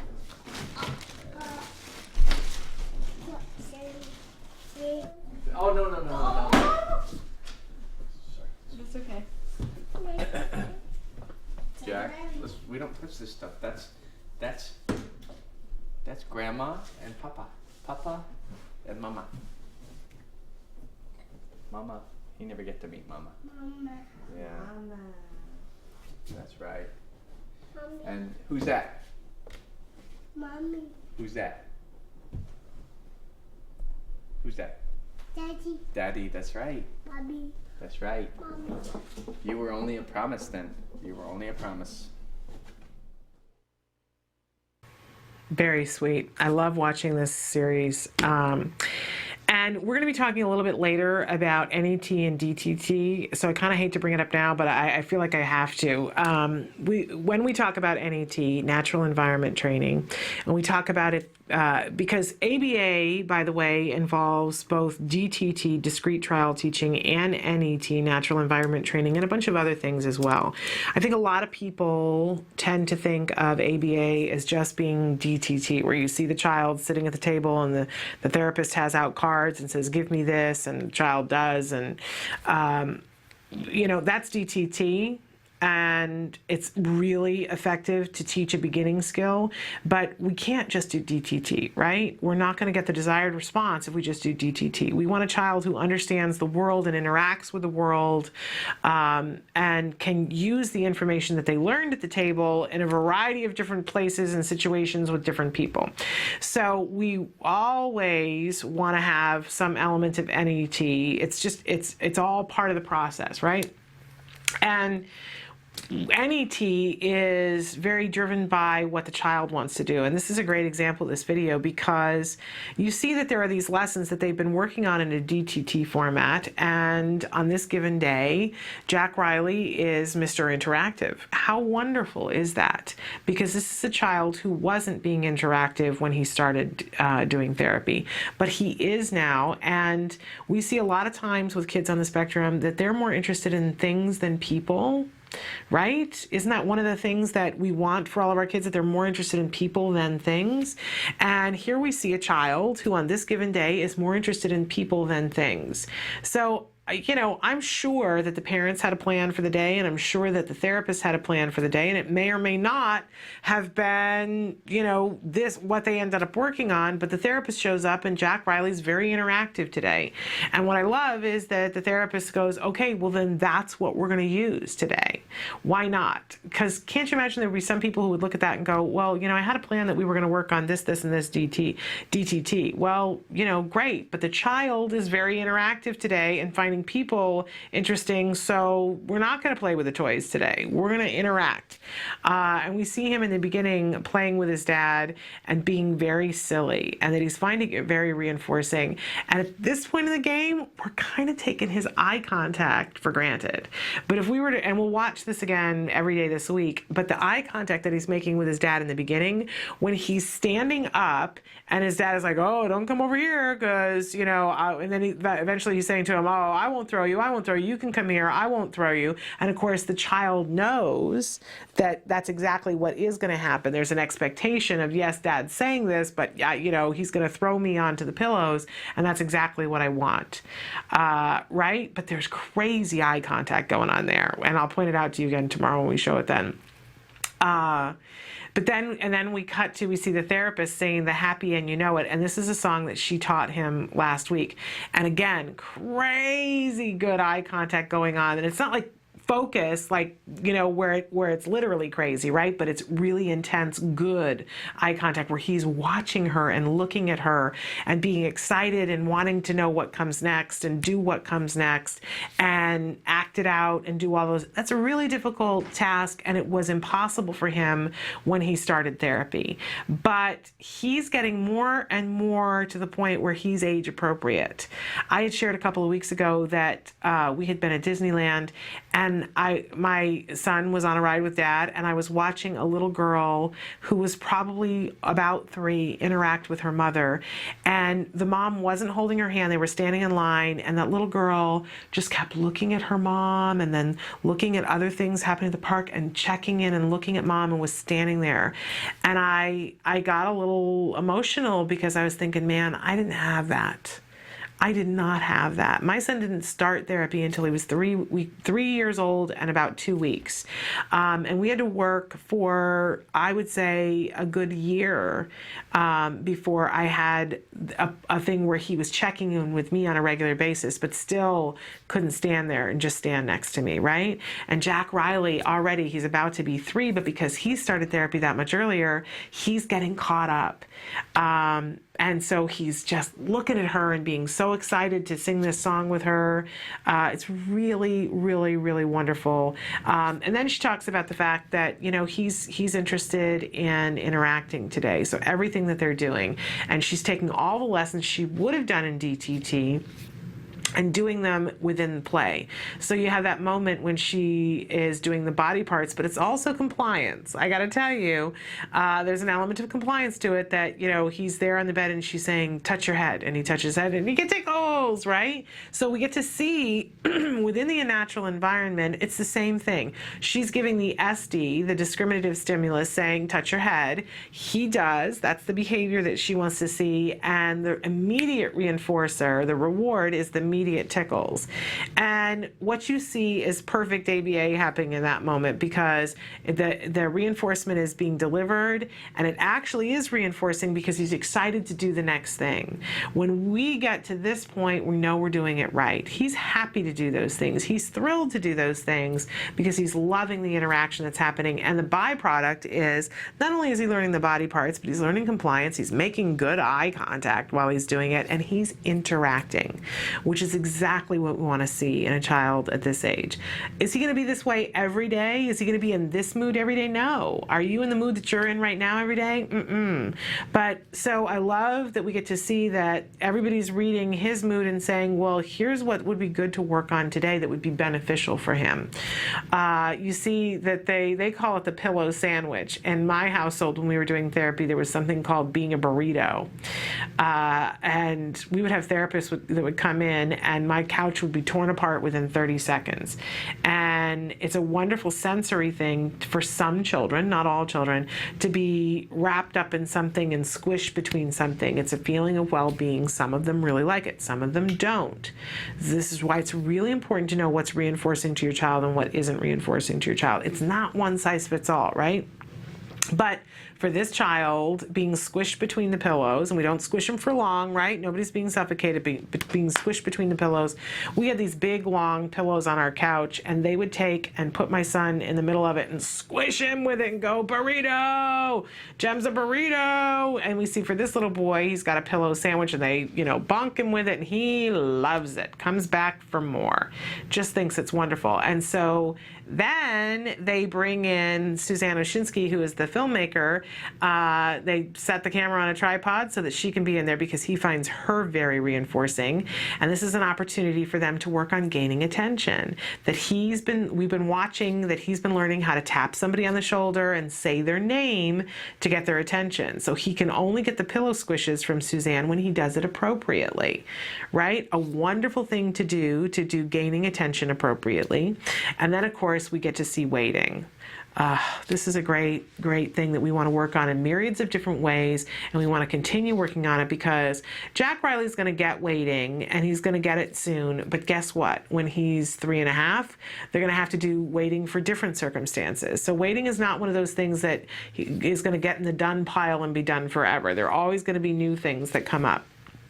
But what I really want to talk about, and this dad who's so wonderful, and you can see that he's such a good dad, and he loves his child so much, and he's silly, and he's playful, and he's willing to play with his kid, and he's willing to be videotaped as he makes mistakes along the way. And I want you to know that any of us would make mistakes as we go along. So I always feel bad when I point out things that he does that are not the highest, most wonderful parenting moments, right? But I think it's beneficial for us all because we're all going to make these mistakes. Did you see when they were sitting there and he was typing, he was playing the video and they paused it, and so Jack Riley had to wait, and they were saying, okay, we're going to wait now before we play it because we're teaching Jack Riley how to sustain all the emotions that he's got going on and not lose it in order to wait for something, right? He's got this very reinforcing thing, the video, and he's got to wait for a certain amount of seconds, and they're probably up to like 5 seconds at this point. I didn't really count when they were doing it, but he's got to wait for it, and he has to wait nicely or the clock restarts, right? And all of this is not explained to Jack Riley, by the way, because he doesn't have enough receptive language to understand that. So we just make him wait, and it's going to be anxiety written for him. And it's okay to say, you're waiting patiently, you're doing a good job, you're going to get it in a second. All of those things are good to be able to say. But as soon as Jessica says to him, okay, you have to wait, and he goes, and he kind of bangs, and Dad can't help himself, and believe me, I would have done the exact same thing, but Dad says, oh, that's not good, right? It's that thing where we want to comment because of our anxiety, that we want to say, well, that's not what you do. My go-to is the nag. Well, you're not going to get it unless you... right? This is not useful. It's not helpful. You notice that the therapist doesn't say anything, right? She just lets it go and says nothing and restarts the counter in her head that he's got to wait, right? And when he's not freaking out for like 3 seconds, she reminds him, let's do good waiting so we can start it again, right? So it's not that she's completely ignoring this child, but she ignored that behavior. But the timer restarted and it took longer. Dad gets quiet, the child waits for the amount of time, and then they restart the video, and everything is okay. And the next time, Dad catches himself, doesn't say it, but instead says, you're doing good waiting, and we don't have to go through this behavior, right? But when they get to the end, and that's partially because Dad did not give that attention. It's hard, you guys. It's so hard. And we're all going to make that mistake. The fact that he did, it's like par for the course, right? But I think it's useful for us to watch that and learn and go, oh, right, no, I see it when he did it. And then start to recognize it for ourselves. I'm still, all these years later, I still have this problem, right? It's not something that you get it and it goes away forever. It's something you have to monitor in your own behavior constantly. I don't need to comment on it. I don't need to tell the child they're not doing it right. The consequence is going to show the child. I can just keep it quiet. Same thing happens again when they decide they're done and he closes the thing, and Jack Riley starts to throw the beginnings of a tantrum, right? And Dad immediately says, settle down, that's enough, right? He's going to get to the point where he's not going to say that anymore, because that feeds it. That's like taking and putting, oxygen on the fire, and it's going to take longer for Jack Riley. You notice the therapist doesn't say anything again, and Dad gets it. Did you see that moment when he realized, I said something I shouldn't, and so he steps away. Jack Riley goes to the window, and he's unhappy, and he's having his emotions, and they give it a second. It's starting to wind down. Jessica comes in and says, hey, do you want to go do something else? And she doesn't give that any attention at all, waits a second, and picks him up and says, do you want to go play with Daddy? And yeah, or she says, do you want to go do this? And he says, Daddy. And she says, oh, we can play with Daddy. Daddy comes back into the picture, and they play, and the moment is gone. It's going to take a while for him to realize that when we stop doing something, it is not the end of my world. He doesn't know. We want to give him lots of opportunities to see that it's not the end of his world. But we want to be really careful when he's having his emotions that we don't feed it with attention, right? Because if he thinks, and we certainly don't want to give in and go, okay, you can watch a few more minutes, right? Because that's going to mess it up. We want it to be really clear. The video is over. You're crying. You're entitled to have emotions, right? We don't want to be saying suck it up or whatever. He's got feelings. Let him have his feelings. Give it a minute. Don't give it attention. And then say, do you want to do something else? And you'll be amazed at how quickly they come out of it instead of going to the tantrum or going to the meltdown. It's a hard one. It's a really hard one, but it's very possible. Okay, we are going to take a quick little break. We're going to come back and do some viewer response, because at 10:30, we're going to have a guest Skype in with us, Sharon Fuentes, who is a mommy blogger, does the blog Mama's Turn Now, and she wrote a really incredible open letter to the mom who rolled her eyes while my son was in OT. I'm going to get that exact title up here in a second. But let's take a quick break, and we'll come back with quick viewer response. Stick with us.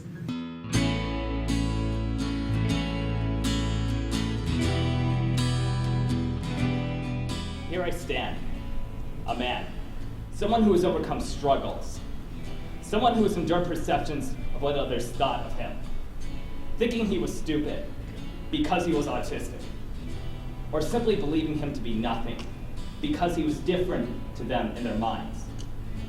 But I stood my ground. I just wanted to say to the organization in general, alongside helping me to improve communicatively and socially, the other greatest gifts you gave me were the value of discipline and a good work ethic. To quote Anthony Kiedis, to celebrate you is greater now that I can. You helped me to realize that the harder you work, the likelier you are to achieve success. Having had to work very, very hard to recover from autism, this discipline has continued to serve me well. I also realized that you taught me a lot about and instilled within me a quality of having compassion and sympathy for other people. That you will be concerned more with the needs and wishes of others than with your own is something that I'm awe of, and I constantly strive to be. And in closing, the only way I can sum up all of you is love. Everything you do to help families in need, you do out of the sheer love of wanting to make a positive difference in people's lives. And as I stand here before you as a mature adult, I have to say that I'm extremely grateful for your unwavering loving commitments to helping others and me recover from potential life roadblocks and become active and contributing members of society. While I can't overcome obstacles without a will, I cannot have a will without the love of those supporting me. And without love, I am nothing. Thanks again so very much for your love, everything that you've done and continue to do. Please give my best wishes to your families, everybody else with cardio isn't here, and especially all of your clients and their kids.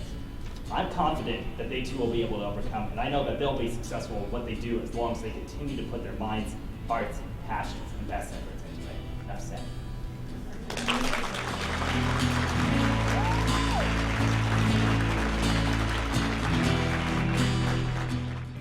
Welcome back to Autism Live. It's that time of the day when we look at the kinds of responses you guys have given us to the question of the day. We ask the question of the day every morning, and there are lots of different ways to respond. In particular, you guys overwhelmingly seem to like to respond on Facebook, which is fabulous, because then not only can you see your answers, but everybody can, and you guys interact with each other sometimes and support each other. I think that's a wonderful, wonderful byproduct. So our question today was, what does your child need most right now? A lot of people wrote in, said understanding and patience, and more activities was another one. Love this one. To find someone to diagnose as we have the referrals. That way we can get into therapies.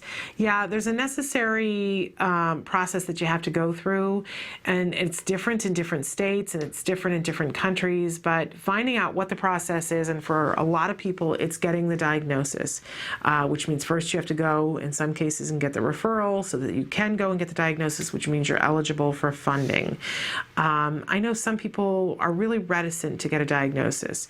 If you have the way of being able to afford it without having to have a diagnosis, bless you. But for a lot of people, it's an important step in getting the funding.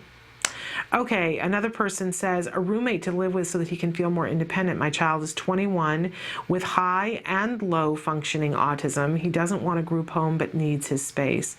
Really interesting. And, we're going to have Greg from the Spot with us on Thursday. He's going to be our special guest on Thursday at 11 o'clock.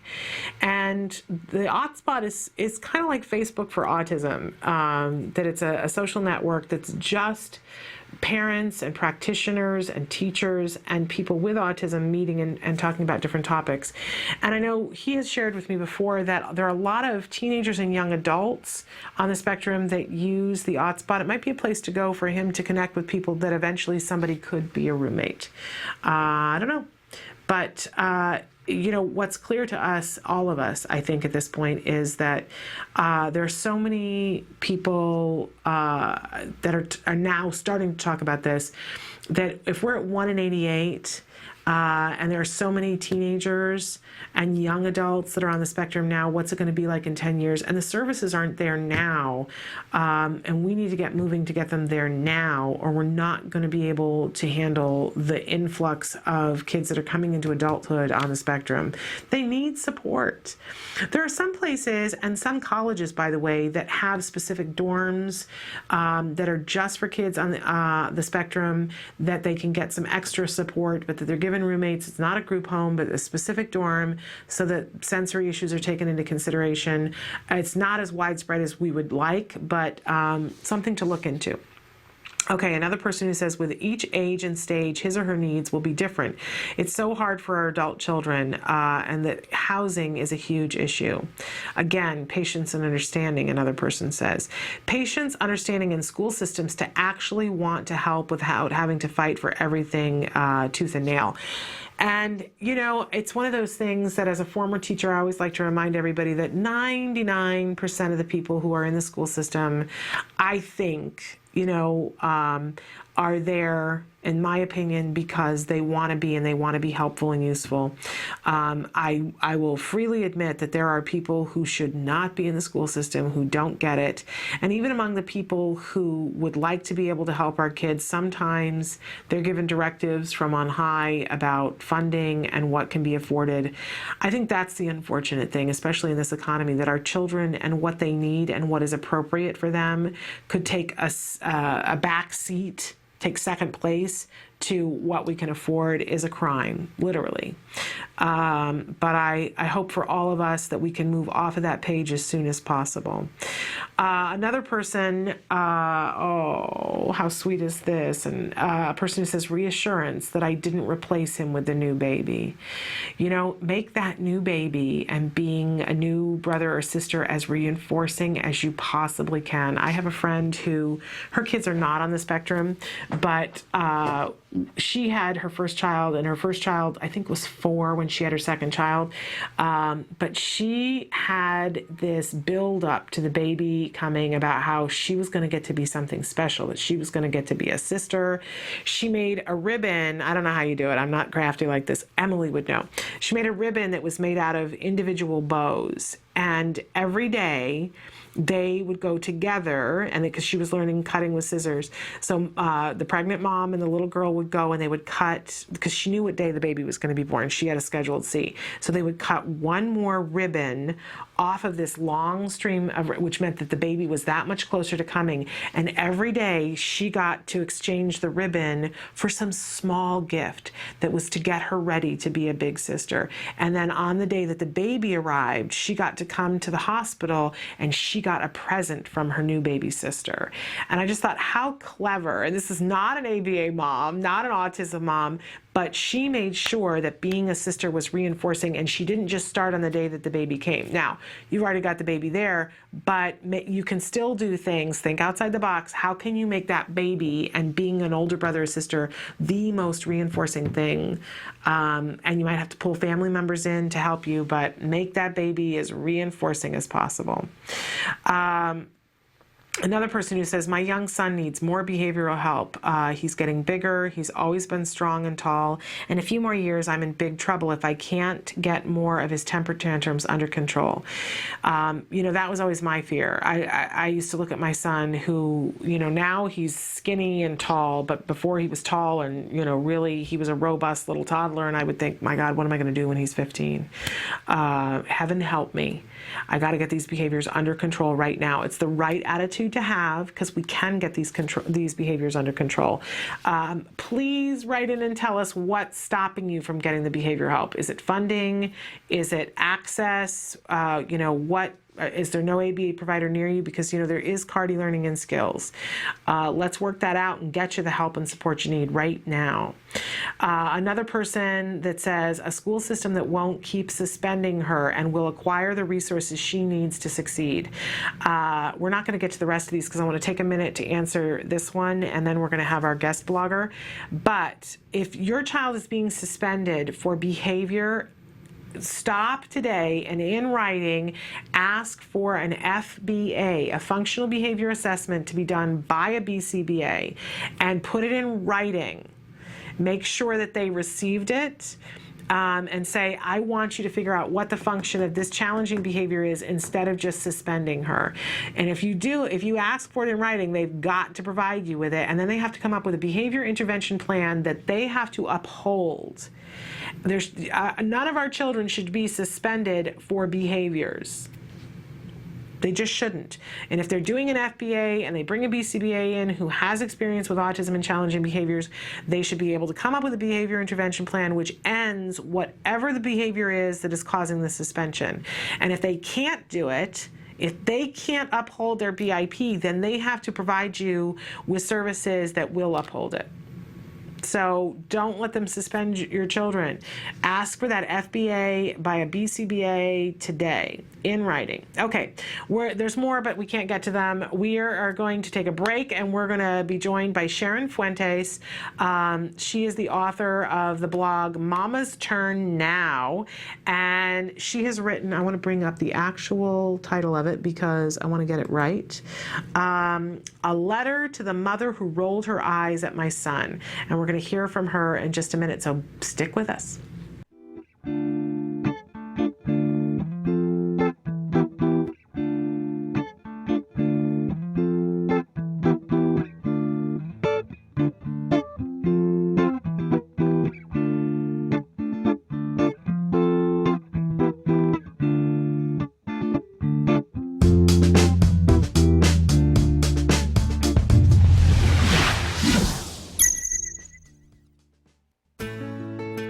Skills is a revolutionary web-based program that incorporates comprehensive assessment, curriculum design, progress tracking, and treatment evaluation for children with autism all in one place. Developed by the Center for Autism and Related Disorders. Our approach is based on over 40 years of research on the principles of learning and their application to improving the lives of children with autism. How does Skills work? Created with speed and simplicity in mind, Skills was modeled on an easy 3-step process. Step 1. Start assessment. Step 1 begins with our intelligent assessment system, which consists of a series of questions. This assessment is essential to identifying your child's level of skills compared to their typical peers across all areas of development. This includes assessing social, motor, language, adaptive, play, cognition, executive functions, and academic skills.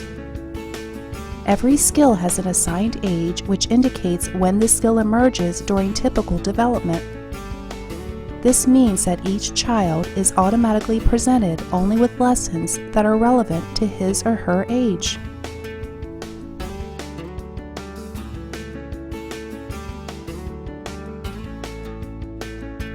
Step 2. Choosing activities. It's now easier than ever to build an individualized treatment plan. In Step 2, you are presented with an individualized pool of activities that are directly linked to your student's assessment results. Each activity represents a specific skill that has been indicated by the assessment as needing to be taught. Activities are categorized by curriculum and then by lesson.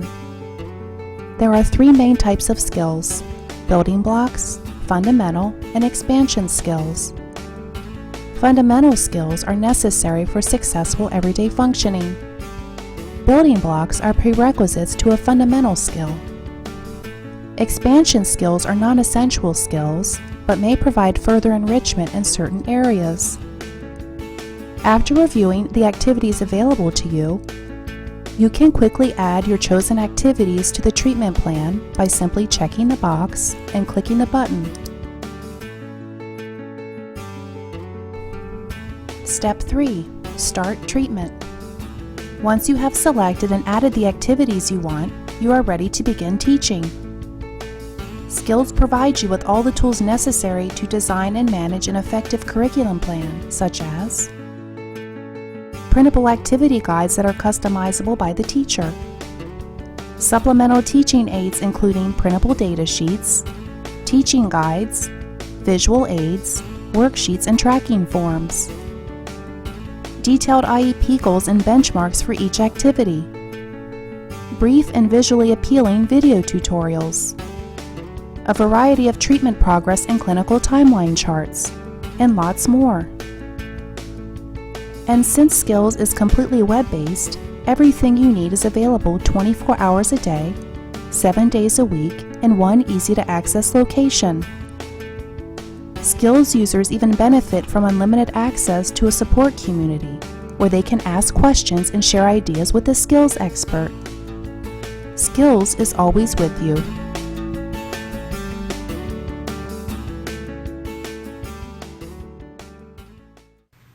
Welcome back to Autism Live. I'm Shannon Penrod. We're webcasting to you live from the Center for Autism and Related Disorders headquarters in Tarzana, California. And I'm thrilled that we have a special guest with us via Skype right now. We have a mom blogger by the name of Sharon Fuentes. Her blog is Mama's Turn Now. You can find it at www.blog.mamasturnnow.com. Sharon, are you with us? I'm here. Thank you for having me. I'm so thrilled to have you here because last week, you know, as a mom, I'm always looking around on Facebook, seeing what's there, and I saw your post last week. It's called A Letter to the Mother Who Rolled Her Eyes at My Son. Yes. And I started, you know, on Facebook, they only give you the first little bit, and I started reading, and I said, oh my gosh, I definitely have to click see more and read the rest of this blog, like a lot of other people. How many people have read this blog now, approximately? It keeps going, to my surprise. The last time I checked, we were at, I think, 22,000 views. So yeah, it's a lot for me. That's a big day, right? And how long have you been blogging? Let's start there. For a little bit over a year now. March was a year, so. And when you started blogging, what did you hope to achieve? It's my therapy and it's cheap, to be honest. No, I think that's a great answer. Yeah. It's a lot cheaper than, you know, paying a real therapist. And it started off also, I think, because I wanted for so long, I didn't really express what was going on in our lives. And I wanted my family and my friends to really know what a typical day was like, what was going on. And it started going. I found a community, and that to me was the biggest thing when I call it my village of people. Well, I think it's wonderful, and we talk a lot on the show about how on this journey through autism, there's a lot of stress, and finding a way to download the stress and do something for yourself. And for you, writing, I think that's a wonderful thing. And so here you had this event, and you decided to write about it for the blog. Tell us a little bit about what happened. My son had surgery on his foot. It was a minor procedure, but it was still surgery. He had that in April, and the cast came off, and we needed to start physical therapy. And so we went, and with any child who is on the spectrum, you never know what's going to happen. It's different. Just having the cast on was a huge thing. So we went to physical therapy, and he was responding really well. I had talked to all of the therapists there ahead of time, and they were all aware of everything and what motivates him, what doesn't motivate him, how much to push, that kind of thing. And we were doing great, but it's an open area, and there's lots of other people, mostly adults at this particular place. And there was one girl, and I do believe that my son found her a little bit attractive. And, you know, that's great. That was a normal 11-year-old behavior. I wasn't going to say anything. And I could see him looking at her every so often. And perhaps the mother was annoyed by that. I don't know. But there's a couple incidences that I noticed the mother rolling her eyes when my son was just being him. He was just being who he was. He wasn't doing anything wrong. He was being a little loud, perhaps, but no one else was bothered, so I didn't say anything. You know, so many times they have to monitor what they do, that this was his time, you know, to just be, and I didn't want to have to stifle him. Yeah. And then it happened that he accidentally bumped into her. And of course, I was like, oh, I'm sorry, but I didn't feel like I needed to justify that, oh, he has autism or anything like that. Right. I just let it go. Obviously, we're in a place where other people were bumping into things. It's a physical therapy place. So, and then when the daughter was having some, I guess, was icing her foot or something like that, my son was doing an exercise, and he happened to stop right in front of her. And he tried to initiate a conversation. And to me, that was huge. That's, you know what that's like. And it's everything. It's everything when that happens. It's everything. And to see this girl do, I guess it's also a typical teenager thing, but it was more than that. She rolled her eyes and kind of looked away and just kind of dismissed him. And it hurt. Yeah. It hurt me. It didn't hurt him. So that's why I didn't make a big deal out of it, because if I would have said something to the mother at that time, I believe that my son would have felt like he did something wrong, and he didn't do anything wrong. Right. So I let it go, but it still hurt. So I came home, and my therapy, I blogged about it. Well, and it's an incredible blog because you're a very good writer, Sharon. I have to say that. And I was right with you at every step of the way. And, you know, it seemed like you had this realization in the course of the blog, because towards the end, and I'd love to ask you, have you got the blog there in front of you? Yes. I'd love to have you read the section where you talk about why you chose not to say something to the mother. Do you know where exactly that is? It's towards the end. If you would just read us. I don't want to have you read the whole thing, because I want people to go to your site and read your blog. Thank you. Because we want to get you even more hits. But I think it was really important that we all hear this section of the blog. I write this letter because, you see, I cannot afford to make a big deal out of this. I have to pick and choose my battles, and you, dear mother, even though it saddens me, you are not a battle I choose to fight. I write this letter in hope that some other mothers out there will read it and think about it, and perhaps the next time they feel like rolling their eyes when they see a little boy like mine, perhaps they'll remember this. Perhaps they'll stop and think about who was around them watching when they are acting. And perhaps they remember the golden rule and at least encourage their child to politely say hello back to my boy. I got to tell you, it's just so powerful. It brings tears to my eyes even now, because, you know, that moment when you realized, because I'm sure that you would have liked to have said a lot of things to that woman. Oh, yeah. I would like to find her and sit her down and talk to her too. But what I loved, because I was right with you on this whole thing, and if you had, found words to say to her, I would have been cheering you on. But I loved that moment when you said, I have other battles to fight that aren't you. Because that was the moment when I took the deep breath and went, oh, how many times have I been there and said, I choose not to have this battle with you because really you're, the sort of the not said is you're not worth it. Exactly. But not just letting it go though, Sharon, because the fact that you said, I hope that somebody thinks about this. It's like the message in the bottle, sending it out into the universe and hoping that somebody pays attention. And how incredible that so many people paid attention.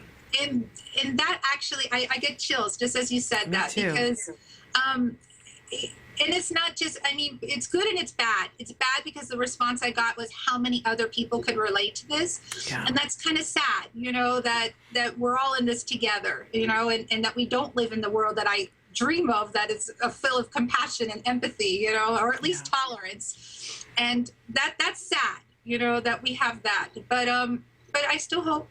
I have to hope. Well, and truly, we work so hard with our kids and we try to get them to, as you said, to get to that moment where, he turned and he made eye contact with her and he spoke. And, the big hope there as a parent is that something would happen that would make that really reinforcing to encourage your child to do that again. Exactly. And instead, for this little girl to have done the exact behavior that her mother did, and where she learned that. Yeah. But I think so many times people in the world, we talk about autism awareness and what other people can do, and people will ask me, they'll say, oh, a friend of mine, they just had their child diagnosed with autism, what kinds of things? And we talk about, well, be kind and considerate and do play dates and all of those things. But really what a lot of these parents of neurotypical children could do is teach their children to be polite and answer our children when they speak to them and look at them. And not just our children, any child. To me, that's what it was about. I also have a daughter who doesn't have autism, and I would expect her and have people treat her that way with respect for one another. And that's, I think, was what kind of hurt, is that I like to think of my son as just my son. Yeah. And maybe sometimes I forget that he has a diagnosis, what that.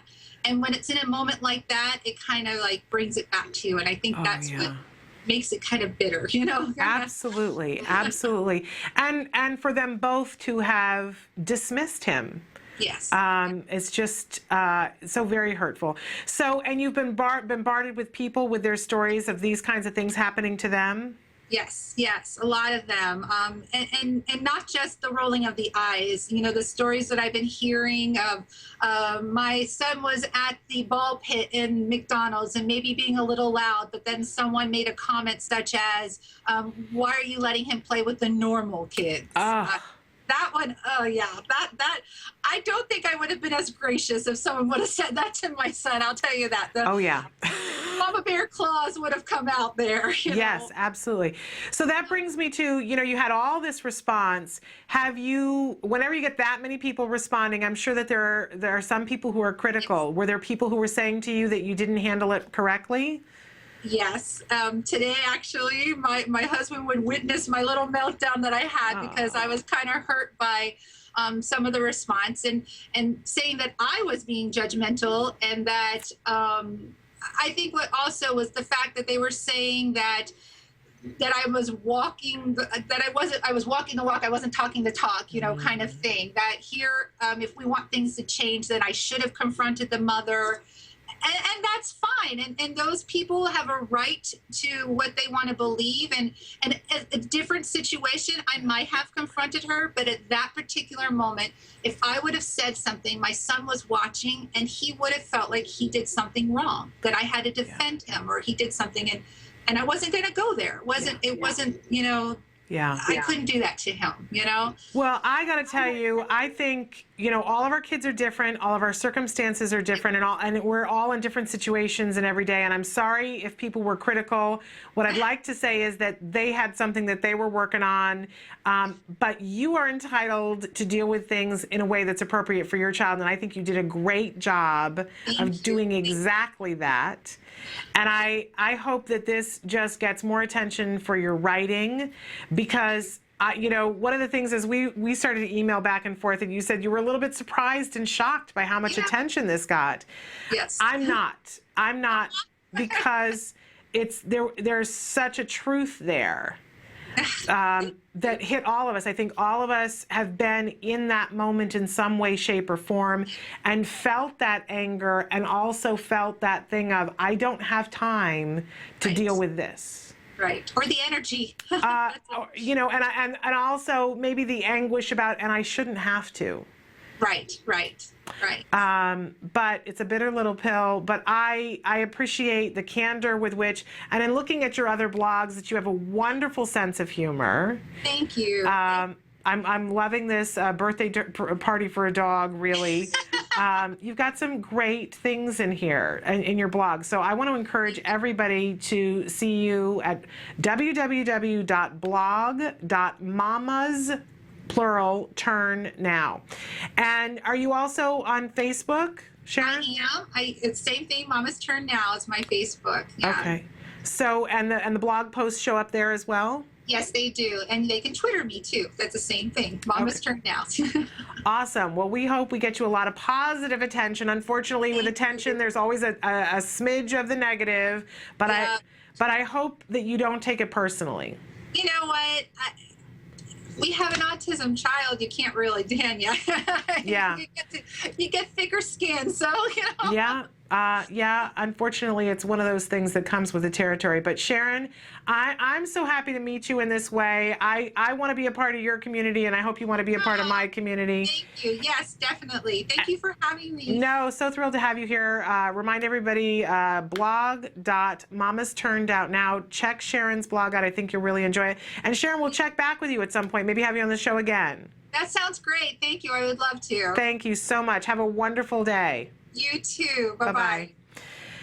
Should have said Happy Mother's Day to her, too, a day late. But in any case, wonderful mom blogger. It's so hard. We all have different circumstances, right? We can all second guess an armchair quarterback, but I'm a big believer, and we all have to follow our instincts, and you got to do what you feel is right in the moment and what's best for your child, right? There have been times when I wanted to say something to somebody and let them know, but it wasn't what was best for my child in the moment. And that's clearly what I'm hearing that mom say, that what was best for her child in that moment was to not draw more attention to it. So good job, Mom. And hopefully, in our sharing this on Facebook, and I encourage you to have it be on your Facebook, hopefully some of our friends who have neurotypical kids will read this, and maybe they'll think twice. And maybe they'll realize that their behavior translates to their children. So one thing at a time, right? We'll make it a better world for our children.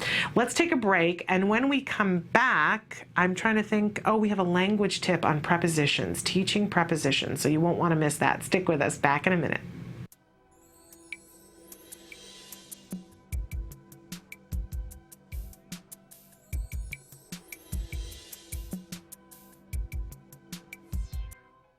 I'm Adele Nadowski, Director and Co-Creator of Skills. CARD eLearning is an online tool that has been developed by the Center for Autism and Related Disorders. CARD eLearning is the training that is delivered to the ABA therapists at CARD to train them on the principles of applied behavior analysis and to equip them with the knowledge they need to essentially deliver the ABA-based techniques during their therapy with the children that they work with. ABA has been proven scientifically to be the most effective intervention for children with autism. At this point, even the Surgeon General has come out with a statement suggesting just that. So we know that this is something that children with autism definitely need if they're going to improve and live the lives that we're hoping that they're going to be able to live. By being able to train people on this one particular method that we know works, and to be able to have all of your staff within your school settings on the same page, it allows you to take more of a multidisciplinary approach, and there's definite consistency going on within the team. It makes sure that every person involved with that child's treatment program, including the speech and language pathologist, the occupational therapist, the teachers, the aides, all of these individuals to be able to be trained so that they can all work together effectively with the child.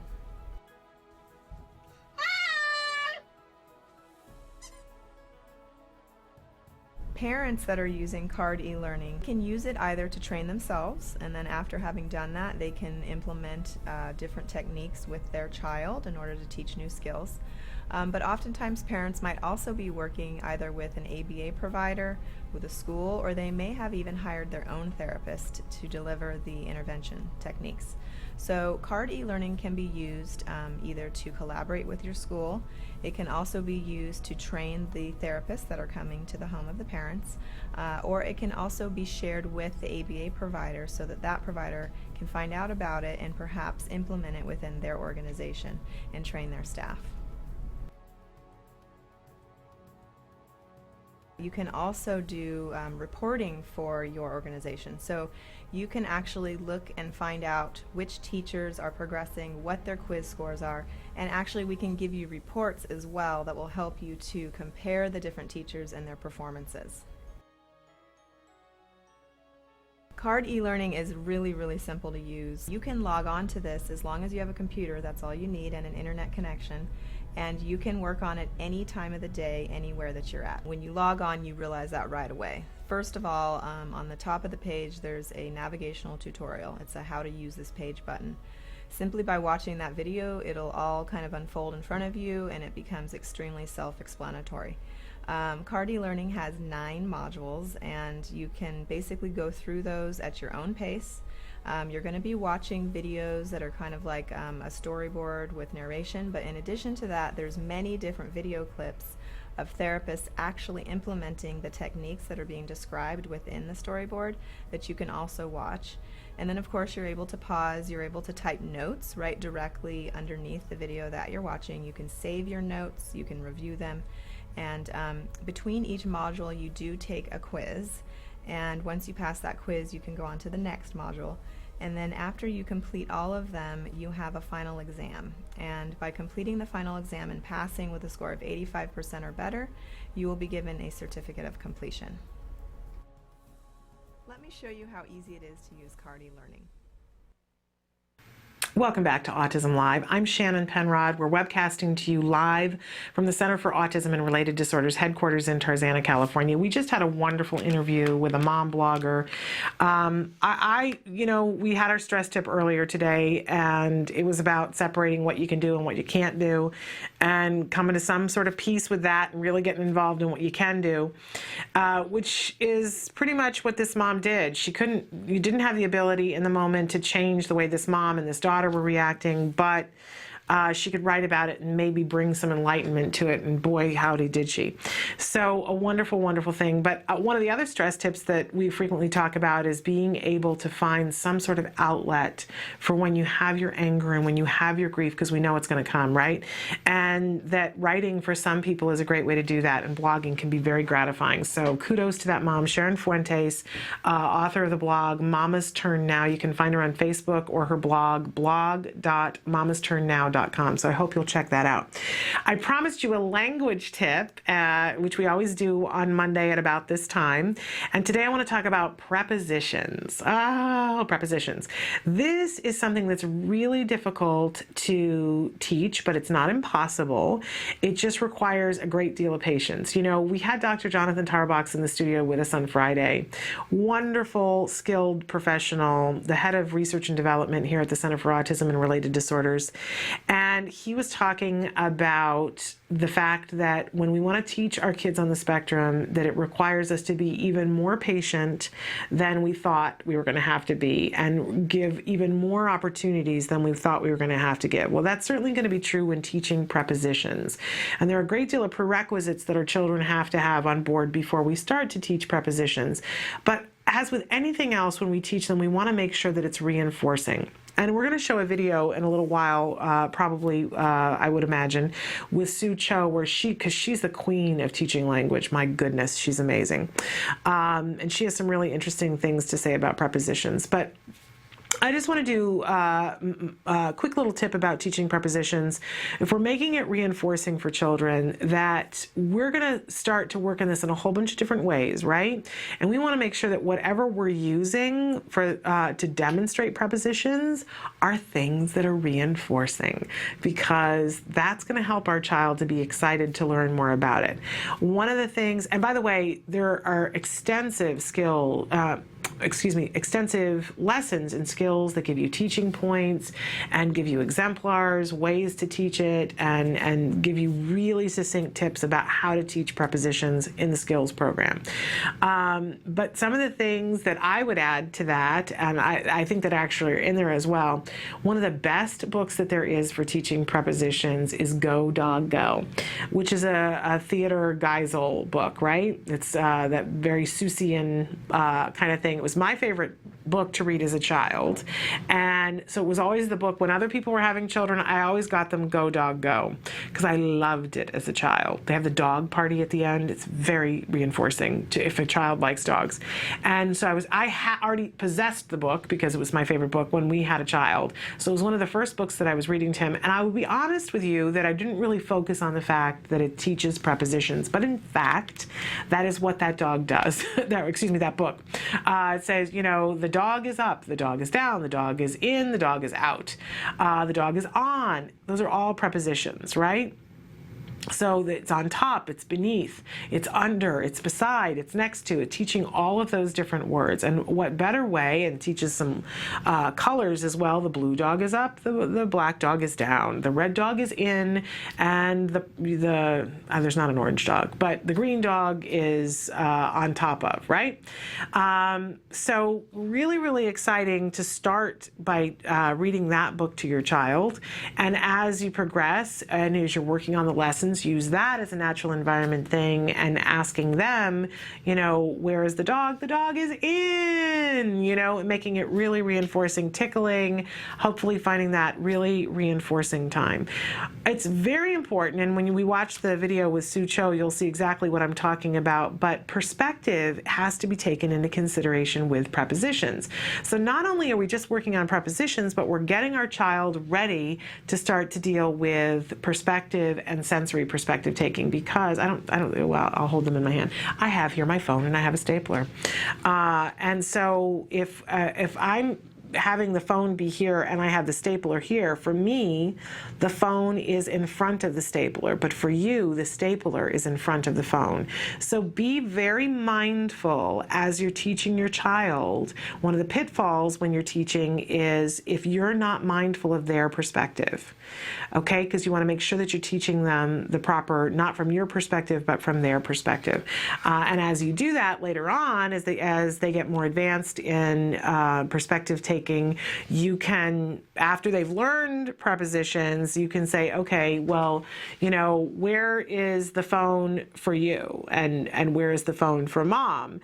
So that they can realize, oh, well, for mom, the phone is in front of the stapler, but for me, it's behind the stapler. Really useful for later on, but be very mindful of when you're teaching so that you don't inadvertently teach them the wrong way from somebody else's perspective. That's one of the biggest pitfalls with perspective taking, is that you've got to be mindful and set them up always for success.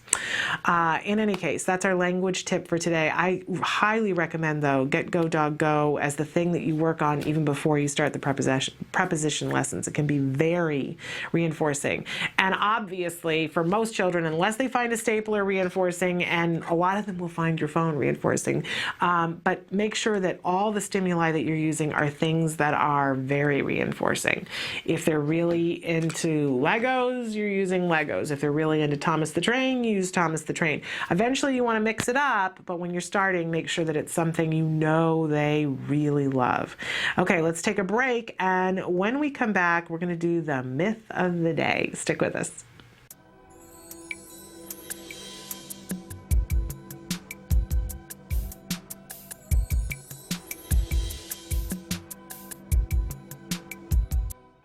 Hi, welcome. I'm here with Sue Cho, and Sue, tell us what you do.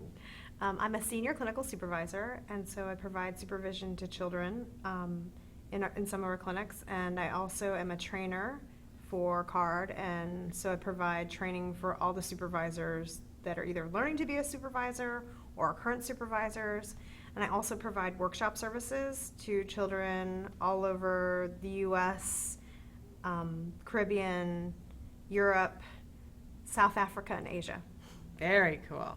And you're here today to talk with us about teaching prepositions. Yes.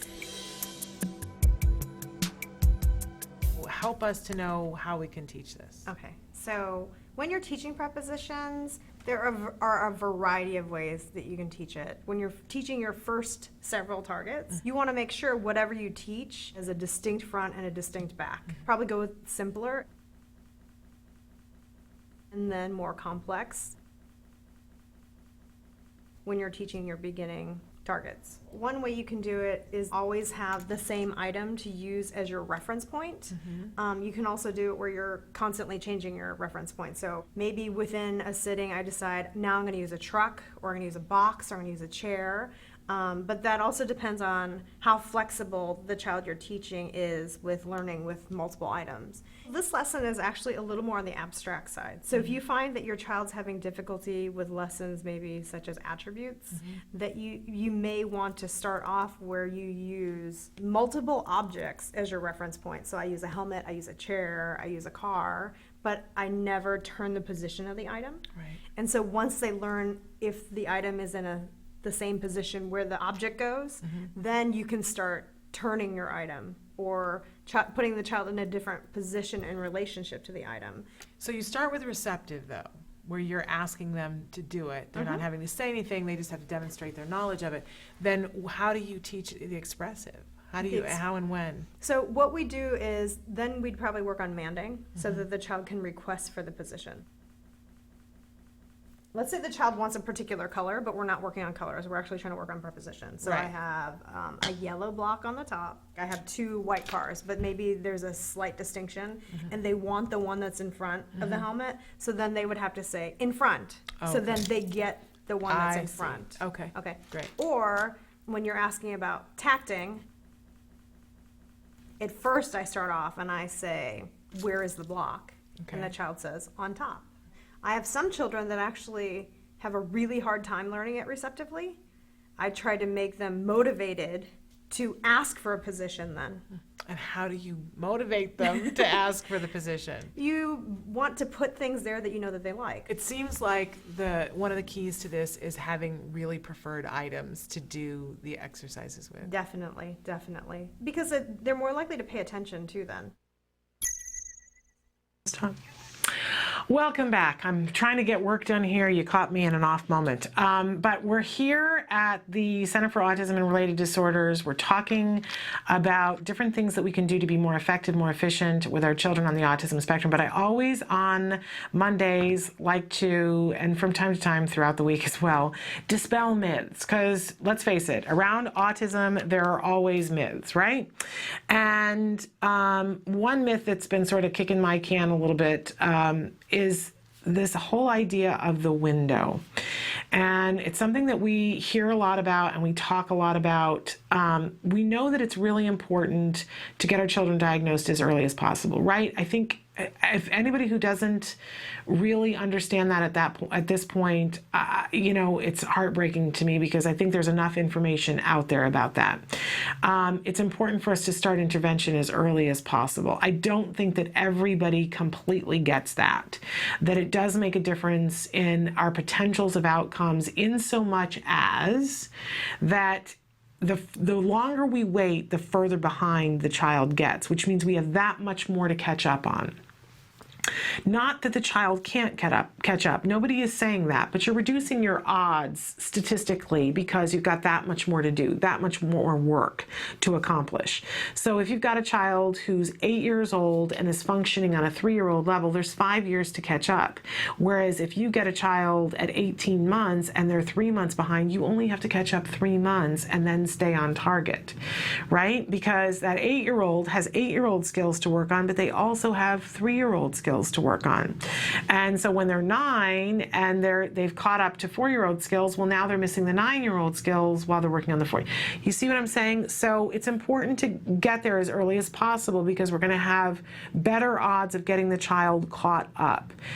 But for a long time, especially, a couple of years ago, there was this idea out there of the window. You got to get there in the window. You got to get there in the window. The window is closing. Boy, it used to keep me in a cold sweat at nights thinking, oh my gosh, our window is closing and we haven't done this and we haven't done that and we haven't accomplished this. The window is closing, right?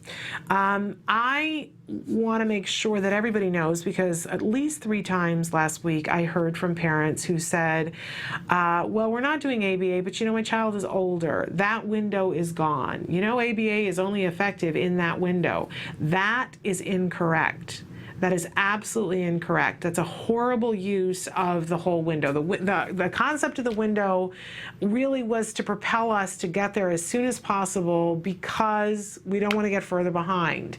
But in no way does the window shut and ABA is not effective on older kids. If you've got a child who's 8 years old, you're still going to be able to use the principles of ABA and some of these lessons to catch your specific child up on the specific skills that they're missing, to increase those skills and to decrease the behavior that you don't want to see as much of or see at all, right? It's going to take you a while. It's going to be a little bit harder, but it doesn't mean it's not possible. That we see that you can take a 49-year-old and work on them with the principles of ABA and see progress. In fact, that happens. That more and more as people who are very high functioning with autism begin to realize, okay, this is an issue for me. I'm having an issue with this skill or with that skill. Where can I go for help? And they're seeing all these younger kids who've been helped by ABA. They're now starting to raise the question and saying, can I be helped by this as well? And finding out that yes, they can. So whatever age, ABA is still effective. You're still going to see progress. The window is only useful to us insofar as it tells us we really want to get there as soon as possible. But whatever age your child is at right now, they have that phrase about when would now be a good time? Yeah, it's now, wherever you are. So if your child is 2, now. If your child is 5, now. If your child is 12, now. If your child is 32, now.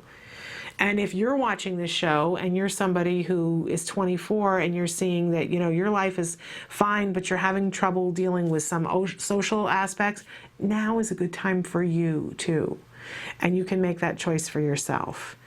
Whether, ideally, especially if you've got younger kids or kids who have a great deal of difficulty with a lot of different things, I think you want to go as intensive as you possibly can. And the best possible scenario is that you bring therapists into your home and you have a BCBA who is designing your program and you have the benefit of that. That's what my child had, and it's what I wish for absolutely all of you. You may say, well, you know what? My child is not that profoundly affected. I just need a little bit of work. And that's fine. You don't have to do intensive if you don't need intensive. You only have to focus on the things that need to be focused on. And you can do that still with a BCBA who's designing your program for you. If you live too far away from an ABA provider, there are workshop models where a BCBA can come and train your staff and teach you what you need to be taught and can be communicating with you by Skype and by phone and coming to where you are on a regular basis every 3 to 4 months to check in with you and fine-tune things, right? If that's not a possibility for you, there is still CARD e-learning and skills, which gives you the capability of learning and training your team with CARD e-learning, and that you've got skills there so that you can be designing the program yourself, or even if you want to, there are consultation packages available so that you can be meeting with somebody on a regular basis to talk about things and work it out with somebody who is a BCBA as well. Or you can do it on your own. I think it's far more stressful to do it on your own. But what I want to drive home is that no one is without the potential. Even 2 years ago, I couldn't have sat here and said that. I would have said, I'm so sorry. Where you live, you have no funding and you have no access. And I'm so sorry that you are, where you live is dictating that you do not get the benefit of what my child had. You know, that was a terrible, terrible time. That is not the time that we are in now. The truth of the matter is that there should be no child on this planet that does not have access to ABA and in a really good quality form, because you have the ability to learn what you need to learn on CARD e-learning. And it's very inexpensive. CARD e-learning and skills are very inexpensive. I understand, though, that for some of you, it is still out of reach, as inexpensive as it is, but there are grants for it as well. Please do not sit there and say that there is no access for you. Please contact me and let me know what's holding you up. It's like, I dare you to. Let's work on it. Like, put me on the job. I remember there were times when I would sit there and think, I just wish I had somebody in my corner to help me figure this out. Well, that's what I'm here for, and it's not just me, you guys. There's a whole staff of people that are here and that want to help you get access, because we know, boy, I know that your life changes and your child's life changes and what your child is capable of and what you can do with your life. Look, I couldn't even walk down the sidewalk with my son. You know, I hear people talk about trials and tribulations they go through with their neurotypical kids, and I try really hard not to judge, because we all have our things to bear, right? But I couldn't walk down the sidewalk with my child. So going to the park, going to the grocery store, going to the swimming pool, you know, just going anywhere, getting down to the car was a trial. That is not my life now, you guys, at all, in any way, shape, or form. I had a child that we didn't even talk about the fact that Jack Riley said, "I love you, Daddy," on the video, and what a big deal that is. I can't believe I didn't even mention that. But I have a child that I didn't know if he was ever going to say, "I love you, Mama." And not only does he do that, oh my goodness, we'll have to take a break and I'll have to tell you some of the things that he said yesterday on Mother's Day. Amazing. I want you to have access to ABA, quality ABA. So write to me. Emily, can we show them the email address again? Write to me and tell me what's holding you up. And you can even say, Shannon, I don't know. I don't know what's holding me up. I don't know, you know, I know that I've got insurance funding if that's the thing. But if you don't have funding, we are going to talk about insurance in just a little while. So stick with us. We're going to come back. I'm going to tell you about my Mother's Day yesterday, and then we're going to take on NET and DTT and funding before we get to the end of the hour. It's a lot. So stick with us.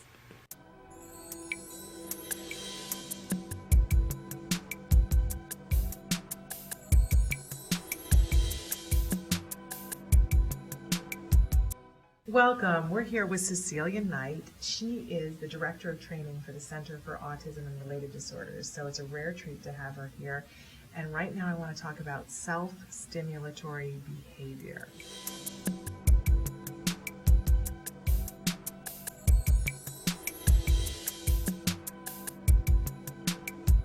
Well, I guess textbook, we're looking at any ritualistic or stereotypical behavior that a child engages in repetitively.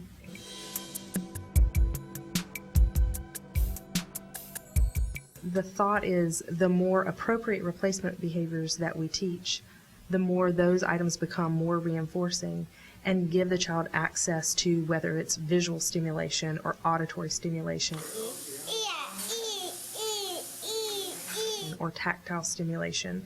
So those now more appropriate activities would be more reinforcing. So it's important to teach something that competes and that is more fun than engaging in the self-stimulatory behavior.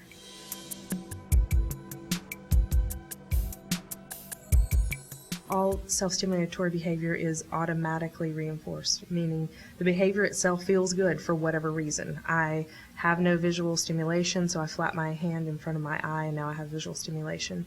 So you're looking for a replacement that matches. I had a little girl one time who was not talking but was singing, and it was very repetitive and the same song over and over. Music became a big interest. So when we gave her a voice to have a conversation, the vocal stereotypy decreased dramatically. You have to tell me. Oh, you want lip gloss too?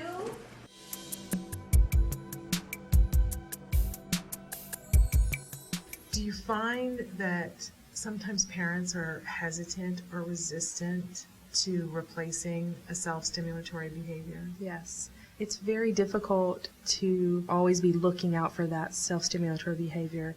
I do think you have to help a parent understand that those things like riding the scooter will eventually replace the self-stimulatory behavior. A lot of us have been there. That's not where we want to be. It just felt like, wow, I'm going to take away the thing that makes him feel okay, and he's working so hard and doing this. But also know that that's the point of intervention, is not to take away all the things that are reinforcing to the child, but to give them other options that are more appropriate. It's difficult to engage with your child many times in a self-stimulatory behavior because there's a pattern or routine, and it's hard to engage with them. So trying to, bring them into activities that are reinforcing with others.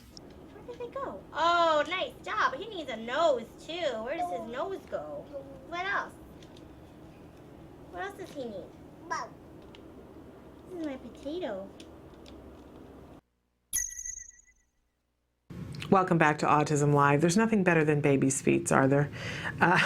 Feet. Their feet. Jack Riley's foot there in the basket, just so sweet. We were walking someplace yesterday, and there was a woman with a very small baby in a basket, and all you could see were two little pink feet. I mean, the tiniest little feet with toes. And my husband knows how much I love baby feet, and he said, "Don't look, you're gonna want one." And I did. I looked and I wanted one. Love children's baby feet. They're just so precious. I promised you that I would tell you a little bit about, because my son has made so much progress. And yesterday was a wonderful example of what my life is like now versus when he regressed into autism and we couldn't walk down the sidewalk. And so it was Mother's Day. And we all kind of woke up at the same time, and my son came charging in the room, and he was like, "Mom, do you know what today is?" And nobody had prompted him to do this. He just was sort of keeping track on the calendar, which I can remember a time when I used to think, oh, will he ever know that he'll just wake up and know today is Tuesday? Is he ever going to get to that level of awareness? I remember very distinctly when he was waiting in line in kindergarten. One morning they have to line up before going into kindergarten, and one of the other little girls was standing in line by him, very sharp little girl. And the teacher said, now we're going to go in and we're going to do this and so. And the little girl said, "No, we're not. You're thinking it's Wednesday, it's Tuesday." This little kindergartner. And I saw this, and the teacher said, "Oh my goodness, you're absolutely right. It is Tuesday today." And I thought, oh gosh, how amazing that this kindergartner, and that's a pretty advanced skill even for a neurotypical kindergartner, but I thought, is my son ever going to have any idea what day of the week it is and when holidays are, and just, oh, is that ever going to happen? So he came charging in, and he's like, "Mom, do you know what day it is?" And I said, "Oh, it's Friday, right?" And he said, "No, it's not Friday, it's Sunday, but that's not what I'm talking about. Do you know what day today is?" And I said, "Oh, is it my birthday?" He said, "No." And it was, and he was being very expressive with his eyes and all this. We talk about prosody sometimes, about how we don't want our kids to speak in a monotone. And he was like, "No." And I said, "Oh, right, today is something special." He said, "Right, it's Mom's Day, it's Mother's Day." And so it was this whole, he said, "What do you want? Do you want to open your presents first, or do you want to have breakfast?" And I said, I want breakfast in bed. So he was all about that with Dad, and about what did I want for breakfast. And then he had made a big deal at school that he had made me some presents and that he had hid them somewhere in the house. And he had said to me, "I've hid them." I had to go in the other room when he hid them and took them out of his backpack. And I was told not to do too much cleaning in this one room because he had hid them.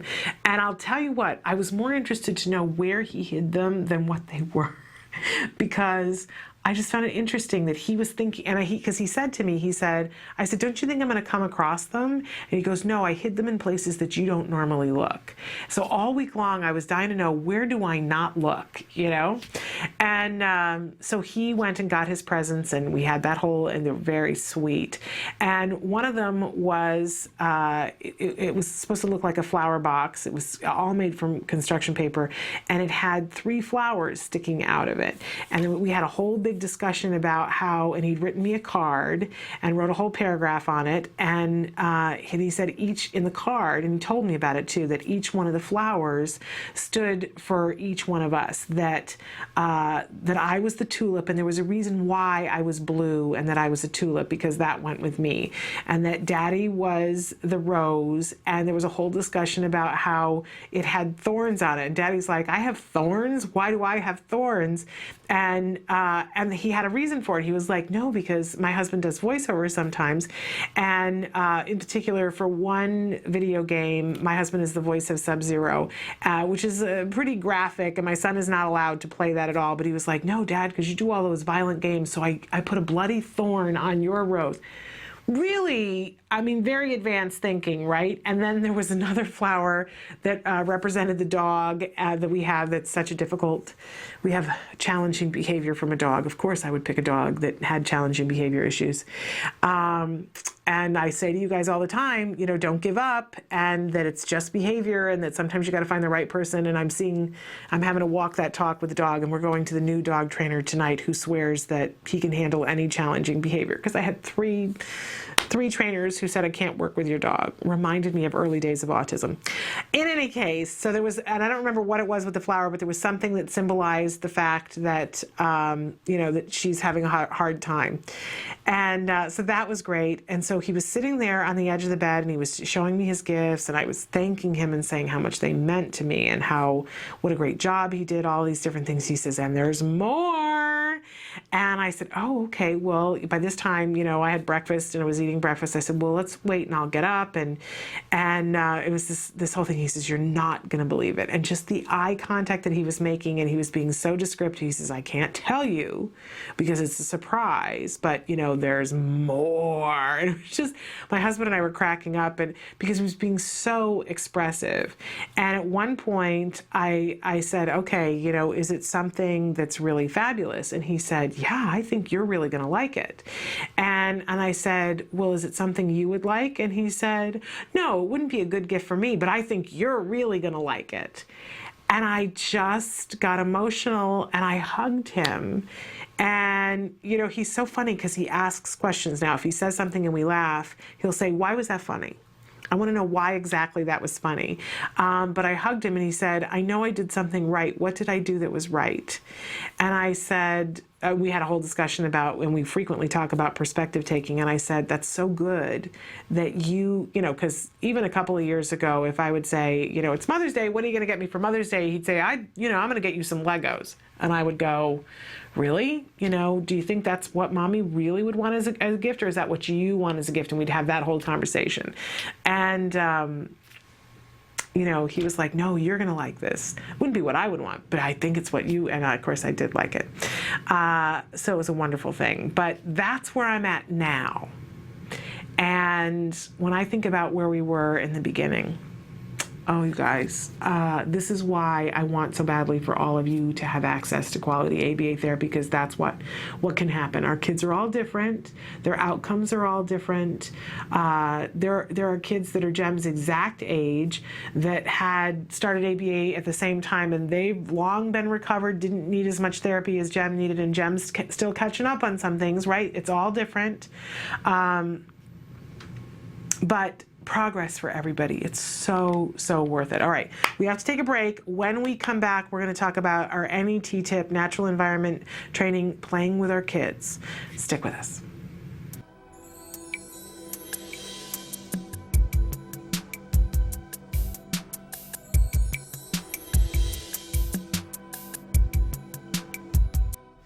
I'm Monique Erickson. I'm a senior supervisor here at CARD in the training department.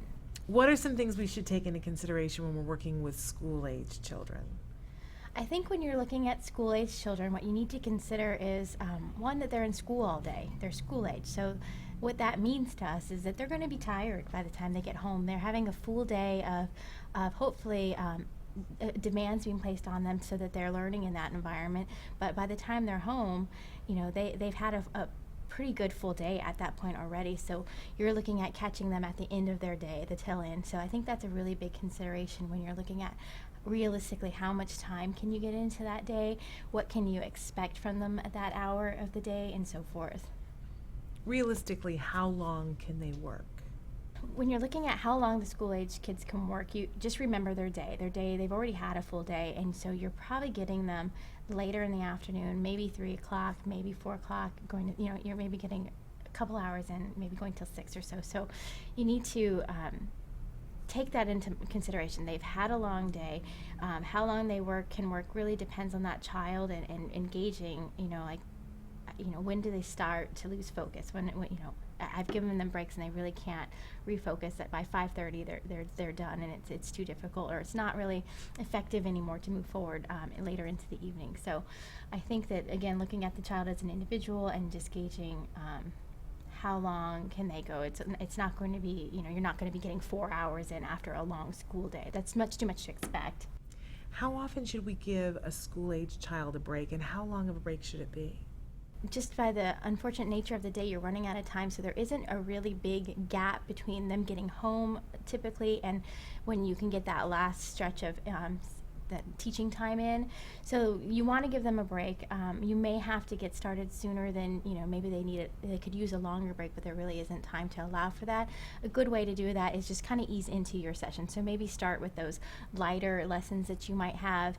If you're working on adaptive skills, maybe starting with some of that stuff, maybe having a snack and building into your session so that you go to those more difficult things. But also keeping in mind that you also don't want to say the most difficult thing for the 6 o'clock hour, because that may not be the best time to do that either, because it is such a long day. So I think you have to really know your child, gauge how that day was. Are they really spent from the day that they've had so far? And organize yourself accordingly. And that may vary from day to day. But I do think starting with maybe a snack or easing into that session a little bit with some lighter lessons is a good idea. How do you keep a school-age child motivated? I think that there are school-age children that are difficult to motivate or may have different motivators, and there's younger children that are difficult to motivate. So it really is probably a more individualized, looking at that individual person and seeing what is motivating to them and what we need to do. So it might be a little bit different more with older children, but I think that that's probably something we're always looking at when we're doing this type of intervention. Where can we go to look for ideas of how to motivate them? When you're looking at motivating our school-age children, I think you want to first, they're an individual, look at what's reinforcing to them. Every child is going to be different, so it's really hard to say this will work for this child, this won't. You have to really look at that child as an individual and assess what they like and may not like. Some good strategies or thoughts, that might help you is maybe looking at their typical peers and what are they doing? What are those school-age children doing? What do they like to talk about and what are they playing with? And try to introduce those to our children. They may take to them right away and they may not, but if you introduce them and kind of guide them in that direction, we might be able to get them on more age-appropriate, types of reinforcers that will be able to mesh better with their peers when we get to the point of having play dates and so forth and working on those social skills.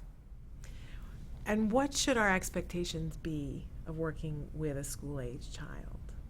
When you're working with school-age children, some of the things we can expect is, hopefully at that point we have some of the behaviors under control. They're better able to attend and participate in their lessons, but the curriculum starts to change. What we're working on tends to change, and so it may not be going as fast and making these huge leaps and bounds with some of the curriculum areas that we had early on that are more kind of just things that they can memorize and add to their repertoire, like expanding their noun repertoire, their names of objects and so forth. The curriculum starts to get a little more advanced and requires more, so it may take a little bit longer to go through those programs, and that's okay. You should know that because that's what's expected. It's going to take longer to learn some of these skills. We're looking for concept formation versus just memorizing certain information or facts.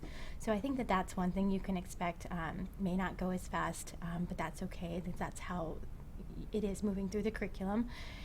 Maybe that they may not have the same amount of energy because they are in school all day and it is the tail end of the day. They are possibly tired, so it may not, you may require more energy on your part or more resourcefulness in coming up with those reinforcers and keeping them motivated and keeping them going. Reading their body language. Do I need to take a break? Do I need to let them get up and move around a little bit to pep them back up so we can keep going? I think those are some things that come to mind when we're looking at what to expect with those kids.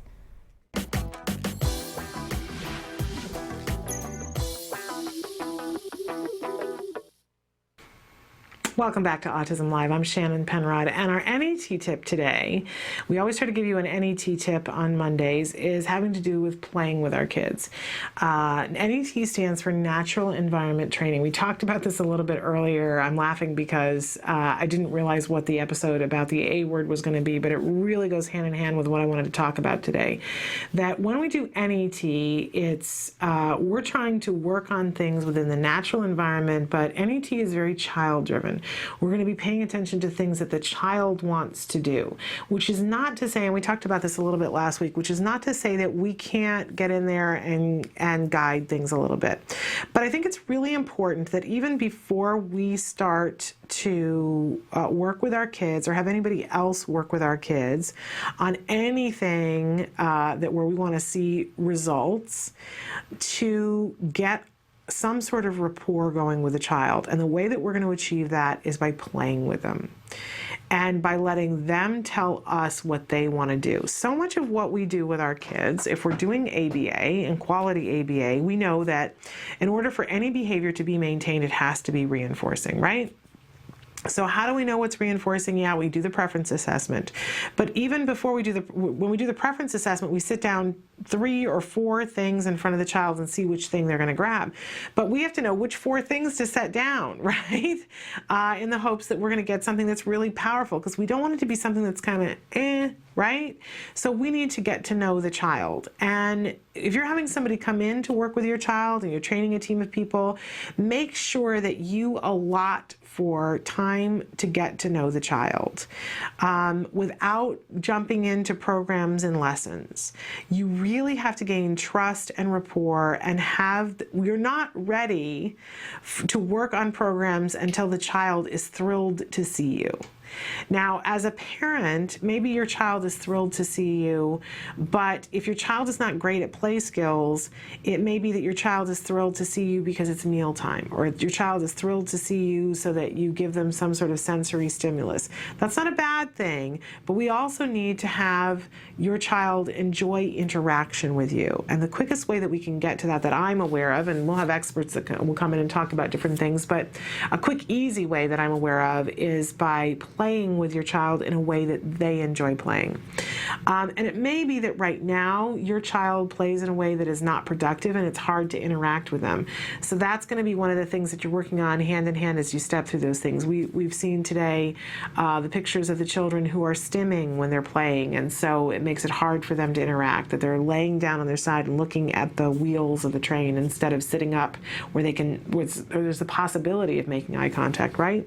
So when we're going to, even if you have a great rapport with your child and your child loves you, we don't want to ever jump into the cold end of the pool and just say, okay, well, now we're going to start to do DTT, right? We want to make sure that we've got really good rapport playing with the child, that we have the opportunity to reinforce before we jump in to anything that's really, really structured. I've said this before, that when the therapists started coming to our house, I was so excited because I was like, oh, we're going to see progress and they're going to do this thing and I don't really get it, but it's going to be great because all my eggs were in that basket, all of them. And what happened is they came into our house and they said, you know, for the first week or 2, we're just going to play with your child. And I was like, what? What do you mean you're just going to play with my child? Come on. But then I watched them play with my child and realized that some of what I had been doing when I had attempted to play with my child had not been effective. It just hadn't been effective. That I wanted him to play in a way that I thought was going to be socially acceptable. But the only way to get to that was to first play with him the way he wanted to be played with. And then experiment with that and then push the limits of how he wanted to play. So, you know, if my child, one of the things that my child liked to do really in the first early days was he liked to shred paper. There was something about that was really reinforcing to him, and I was constantly, if I left him alone for even 3 seconds, he would be shredding bills, which that I don't mind so much, right? Shred away. But, you know, he would shred magazines, he would, you know, shred a pay stub. There was no holds barred. He would just shred, shred, shred, and I would have a living room full of shredded paper that then I needed to pick up. And so I wasn't as interested in that, and I was constantly trying to take things away from him and not let him shred the paper. But quite honestly, for the first couple of days that people came in and they saw that he liked to shred paper, well, they started shredding paper with him because it got his attention, and he was, found it really reinforcing. They didn't do it for very long at all. I think literally for 2 days, just to gain rapport, and then we put all the paper away so that it wasn't there, it wasn't an option. But there was a period of time when early on, to gain entree into his world, we got to meet our kids where they are. And instead of all, we have to put all our expectations to the side and say, okay, what is it you want to do? So if they're hand flapping in those really early days, to get the connection, maybe we hand flap for a day. Or even, 10 minutes as we're starting, right? It doesn't have to go on and on and on. I'm not advocating doing that forever. But, joining the child where they are. So the little boy who wants to play with the trucks, we're not trying to introduce the tea set. Right? And vice versa. It could be a little girl who wants to play with a truck and we're trying to get them up to the table to play with the tea set and they don't want to. We can work on the tea set with all the kids later on, but in the early days, we want to do what they want to do. And it might be, completely weird and you might even think to yourself backward. I've shared before that my son wanted to play with a vacuum cleaner, but to connect with my kid, I would get down and take apart the parts of the vacuum cleaner with him so that we had something. We didn't do it for very long at all, but to gain that thing, to get into his world and to let me in so that we could work on something. You know what? It's like that sometimes even now that I've shared before that he's really into video games and Daddy's really into video games because he works in that arena. I love some video games, but not the same ones that they do. I get car sick in some of their games. But I know that if I want to work on something, and we still do work on things through skills, I know that if I want to work on something and I need to get out the big guns, so to speak, of reinforcement, that if I say, I will play this game with you, but first we have to do this, this, and this, and then I will play this game with you, boy, that's the thing that he's going to be willing to do that would have been hard for him, still is hard for him, but he's willing to overcome it because he knows that I'm going to play that game with him that just makes me car sick, right? So finding their ground and going to their ground to do the thing with them that they want to do, especially in the beginning, but you're going to maintain a little bit of that. Make sure that it's something that's appropriate, though, if you're going to maintain it. But even in the beginning, it may not be, as long as nobody's getting hurt, it may not be something that's appropriate, like shredding paper, not so appropriate, but the way you connect. And that's all part of natural environment training, that we can get in there and do the things that they want to do. And once we've learned that and gotten that rapport, then we can be teaching other things. By the way, when they were shredding paper with him, they worked on eye contact. That, I can remember Peter sitting there with a big old piece of construction paper, and my son would be shredding, and Peter would pick up the paper, and he'd be building suspense, and he'd start to shred the paper, and he'd stop, and my son would look at him, and as soon as he would get that eye contact, he'd shred the paper, and they would laugh together. Well, that's attention and eye contact and joint attention. So, you're working on things and making progress, even though you're sitting there shredding paper. All right, we're going to take a short break, and when we come back, we're going to give the DTT tip for the day. Stick with us.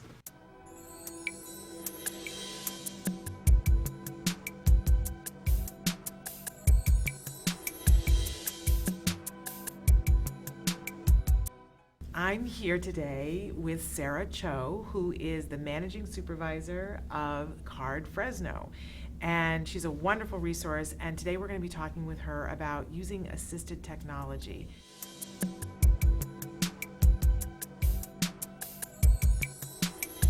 If you are a parent of a child who is primarily nonvocal and maybe has been using a type of iconic communication system, and you are recognizing that your child has really just outgrown it, it is something, they need something faster, they need something better. There's so much more that we can do in the world of augmentative devices.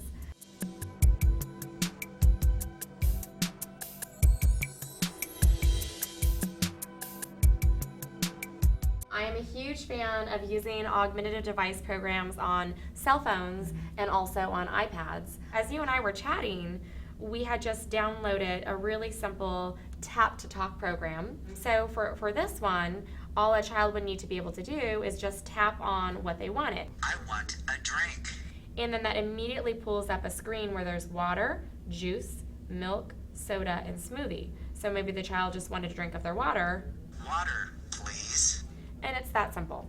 And there's not a lot to manipulate. The child does not have to have really advanced motor skills at all.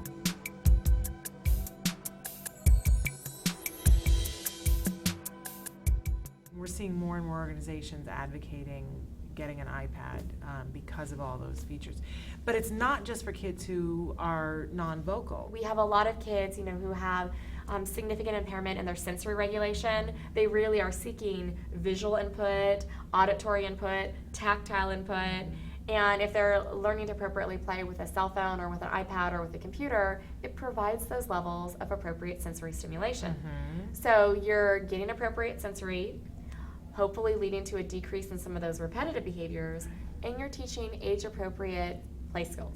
They have free apps even if you're working on verb use, and the child can actually scroll through the different pictures and practice talking and narrating what they see in the pictures. There's just a lot of wonderful things that you can get from devices nowadays. Yeah. Whether we're looking at language, social, play. For my son, it's quite the social thing. When he sees somebody else who has one, he gravitates to them and they start playing together. It really starts the conversation with the other child. What games do you have? What apps do you have? Can I play that one? Can I see it? Yeah.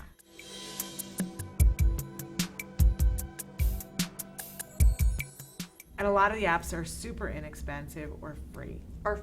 Which is, you can't be free. Free is good. You might have that initial investment in actually purchasing an appropriate device, but then a lot of the software or things that you need, are free or relatively inexpensive. There are also some really nice applications that might be a little bit more expensive, maybe like $20 or $30, or you can essentially download the entire, for example, PEC's icon library for just that little initial, investment.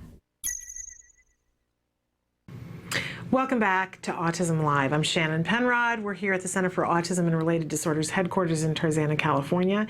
And it's Monday. It's time for our DTT tip of the week. DTT stands for Discrete Trial Teaching. And in particular, what I wanted to talk about today are the different kinds of prompting and when and how we use them. And there are lots of different kinds of prompting. Some of the ways that you're going to hear the most about are physical prompts. A prompt is any time we're doing something to help the child to get success with whatever it is that with the target behavior that we're trying to reach. So, for instance, if we're wanting a child to identify which one of the 3 items in front of them are red, and we say, "Give me red," and the child doesn't know how to do it, we might physically prompt them, do a full physical prompt where we take their hand and bring their hand over to the red one, even in some cases cover our hand with their hand so that they grab the red one and put it in our hand, and we go, "Good job, that's the red one." Now, they didn't do it. We did it, right? But we're going to deliver the reinforcement besides the praise, and we might tickle them and go, "Yay, that's the red one." The child goes, "Oh, you liked that, okay?" So then we try it again and we say, "Okay, give me the red one." And what we want to do over time is fade our prompts, because eventually we want the child to be able to do it without us doing anything. So for a physical prompt, we're going to start to fade it back. So we're going to do less of it. Maybe in the first time I grabbed a hold of the hand and did the whole claw over claw thing to give me the thing. Now this time maybe I just put my hand on their arm and say, "Give me the red one," and I wait for a second to see what they're going to do, right? Because they might just do it on their own. You never know, so you always wait a second before you prompt. And I might take their arm and lead them over, but I let them grasp it and give it, "Great job," right? Then the next one, maybe I just put my hand on their arm and I don't lead it over, and the next one I just put my finger and then I point, right? But I want to fade the prompt as quickly as I can and be successful. So for some children, if I do hand over hand the first time, then that's all I might have to do once I've praised them and given them reinforcement. For some kids, I'm going to need to do full physical prompt maybe several times. There are different kinds of prompting too. We can do a verbal prompt. So if I'm getting the child to, I'm trying to teach them to say red, and I say, what color is the bird, for instance, and what I want the child to say is red. I might do a full echoic prompt and say to them, say red, and the child says red. I say, good saying red, right? And I'm giving them other reinforcement as well. But over time, I'm going to start to fade that. So if I said to them, what color is the ball, and I want them to say red, I might go r, right? It's like a partial verbal prompt. They know what it starts with, but then they're going to fill in the blank of the rest of it. I might model a prompt. So if I say to the child, touch your nose, and I wait a second, the child's not doing it, I'm going to model it, and I go, touch your nose, and I'm showing them exactly what it is, right? It can be a textural prompt that there are some kids who are able to read but have a hard time receptively hearing, and textural prompts are really good for them. For other kids, sometimes we do a text prompt because it's going to help them to when they get to reading. So I might say, show me the red one, then I hold up a card that says red. That helps them to pair red with what I've said red. And I can fade that prompt over time because I can make it smaller and smaller, and I can eventually keep it on the table and not show it. So lots of different things that we do when we're prompting. And remember, the whole purpose of prompting is to get the child to reinforcement as quickly as possible, because that's when the true learning is going to happen, is when they realize, oh, when I do this, I get reinforced. They're going to be motivated to learn. So we want to prompt in the beginning. We never want to make it so hard for them that they don't understand what the right answer is, right? And sometimes we're just going to give them the answer, right? And then other times we're going to motor them through it. And it's totally okay to do that. That's the process of learning. But over time, we're going to fade the prompts back to the point where they're non-existent and the child can do it on their own. What happens though when you've asked the child to do something? Let's say you're going to do 10 trials of something and say, give me the red one. And you fully prompted them and they did it because you fully prompted them. You got it. Good job. Tickle, tickle, tickle. Right. Okay. Now do it again. And you're starting to fade your prompt. Right. And you're just pointing to it now. And the child still doesn't do it. Well, you want to go back to the very last effective prompt. Always remember, go back to the last effective one. So if, let's say that I did the full prompt, right, and did the claw over claw, got it, great, and I went a little too quickly and I pointed now and the child doesn't do it, I have to go back to the last effective prompt, which was claw over claw. Great, you gave it to me, yay, that's wonderful. And now, as a teacher in my head, I'm going, oh, I went too quick. So this time, I'm not going to do claw over claw, but I'm going to do hand over wrist and lead them over, let them do it. Oh, great, that's wonderful. Now I move on to the next one where I just put my hand on them. Great, fabulous. And now I just put, touch their arm and they don't do it. I got to go back to the last effective prompt, which is where I had my hand on their arm and they did it. Great. I'm never going to get impatient. It takes whatever it takes. We are going to get to the point where the child does it on their own, but there's no way of saying, oh, well, Rebecca should have done it by the 5th time I prompted. Whose schedule is that? This is an individual child with individual needs. We're going to do exactly what Rebecca needs to be able to get it, and that's it. So whatever the prompt is, if it doesn't work, we go back to the last effective prompt, right? But we're always looking to fade our prompts as quickly as we can. But if we go too fast, back to the last effective prompt. Prompts are a really great way that we can help our children to get the right answers. And as I said, once we get the right answers, then they know reinforcement is coming, then they want to learn. So use prompting in all the myriads of different ways that you can to help your child to get it right. Stick with us. We're going to be back in just a minute. I'm Joe Montaigne. As a father of a daughter with autism, I know the challenges that brings. Military families impacted by autism wage a battle on 2 fronts. One for their country and another for their children. I know you God knows we're in a battle zone.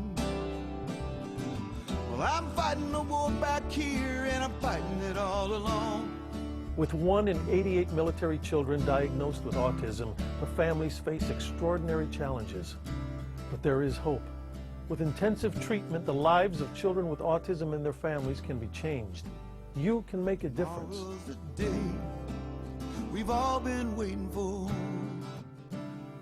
Maybe tomorrow. To learn how you can help a military child with autism, go to acttodayformilitaryfamilies.org. Thank you. Maybe tomorrow.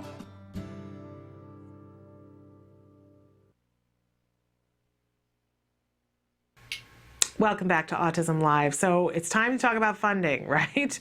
Monday, we're getting down to the wire here, so we got to get to it quick. All right. Wanted specifically to revisit insurance today because there are lots of different funding choices that we have. I know it doesn't seem like there are any. Believe me, I get that. But the truth is that there are lots of different avenues to go down now of ways that you can get funding to fund your autism ABA program. But I think the best place to start, you want to start with the deepest pockets, right? Let's just be real here. And you want to start with something that has the potential to be the least frustrating. Oy, right? I say it a lot. So we want to start with insurance. I think in almost all cases, you want to start with insurance and see what does your insurance cover, because even if, I mean, we're seeing this in California right now that starting on, is it June 1st or July 1st? I think it's July 1st. Maybe it's June 1st. I should know that. Things are going to change. Always before, you could get funding through the regional center, but now it's going to go through insurance first, and what your insurance can't fund, then you can apply to regional center, and then you can apply to everything else under the sun. So beneficial, most places that we're funding before are going to say, look, if your insurance is going to cover it, why should we? So I really think that it behooves us to look at our insurance first. We're not always going to get the answer that we want or like, right? But knowledge is power. And information can't hurt us. I know sometimes there's that thing, and I'm the same way, where you go, oh, I'm afraid to ask, because if I get a no, where does my hope go? Don't allow yourself to go down that path, because there's always other things that can be done. There are. But find out about insurance first. So you're going to do this in a couple of different ways. You're going to get informed about where insurance reform is for your state. You're going to go to www.autismvotes.org, and you're going to take a look at your state. You're going to click on your state and see what the status is. You may already have insurance reform in place, and it will tell you here is what the rules are. I want you to know that there's a little asterisk over here what the rules are, because there is the Mental Health Parity Act that overrides state acts. So it's going to be different in every state. I wish I could give you a thing and say, oh, well, this is exactly what it is in each state. It's complicated. There's the website for you. But if, for instance, you're in a state and you already have insurance reform and you go, woohoo, this is fabulous, but you see that they allow for $12,000 worth of, and I'm just picking a number out of the air, they allow for $12,000 for children who have autism and have a diagnosis between the ages of 2 and 9, that they'll give $12,000 a year. And you're thinking to yourself, but my child's 9 or my child's 10, or it's going to take a lot more than $12,000. If the Federal Mental Health Parity Act says that if in your insurance policy, if they have funding, if your child had something else happen to them, brain injury wise, if they fell off of a horse or were in a car accident and had any kind of an injury that involved their mental health and their behavior, if they'll allow for children up to the age of 18 under that same insurance policy and up to $100,000, then that overrides your state policy, which means your child would qualify. I know, how exciting is that? So take a look at what's on that autismvotes.org, but know that you still have to go to your individual policy, because the state guideline isn't going to tell you actually what happens. You need to make friends with whoever the HR director is at work, whether you have to bake them cookies or I don't know what you need to do for them, but make friends with them, because they're going to have a better time talking to your insurance company than you. You're not going to spend the rest of your life on hold with your insurance company talking to somebody who doesn't have the information that you need. Let your HR director, because they're going to get to a higher up person than who you're going to get on the phone, find out and let it be their job that they discover what you qualify for and what you don't. You're not going to take the first no First of all, if you see that insurance reform is in your state, you're not going to take, when you talk to somebody and say, is this going to be covered? More than likely they're going to come back and say no, and you're going to go, oh great, Shannon said I was going to get a no, that's okay. I'm not even counting that one, right? You're going to keep going up the food chain until you find somebody who can give you the actual answer and say, show me where in this policy it says I'm not covered. And there are some reasons why, even if you had insurance reform, that you would not be covered. You're not going to give up even then.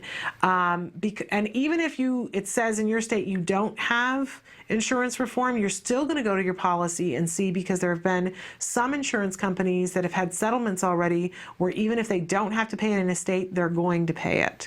So it really involves you finding out this information.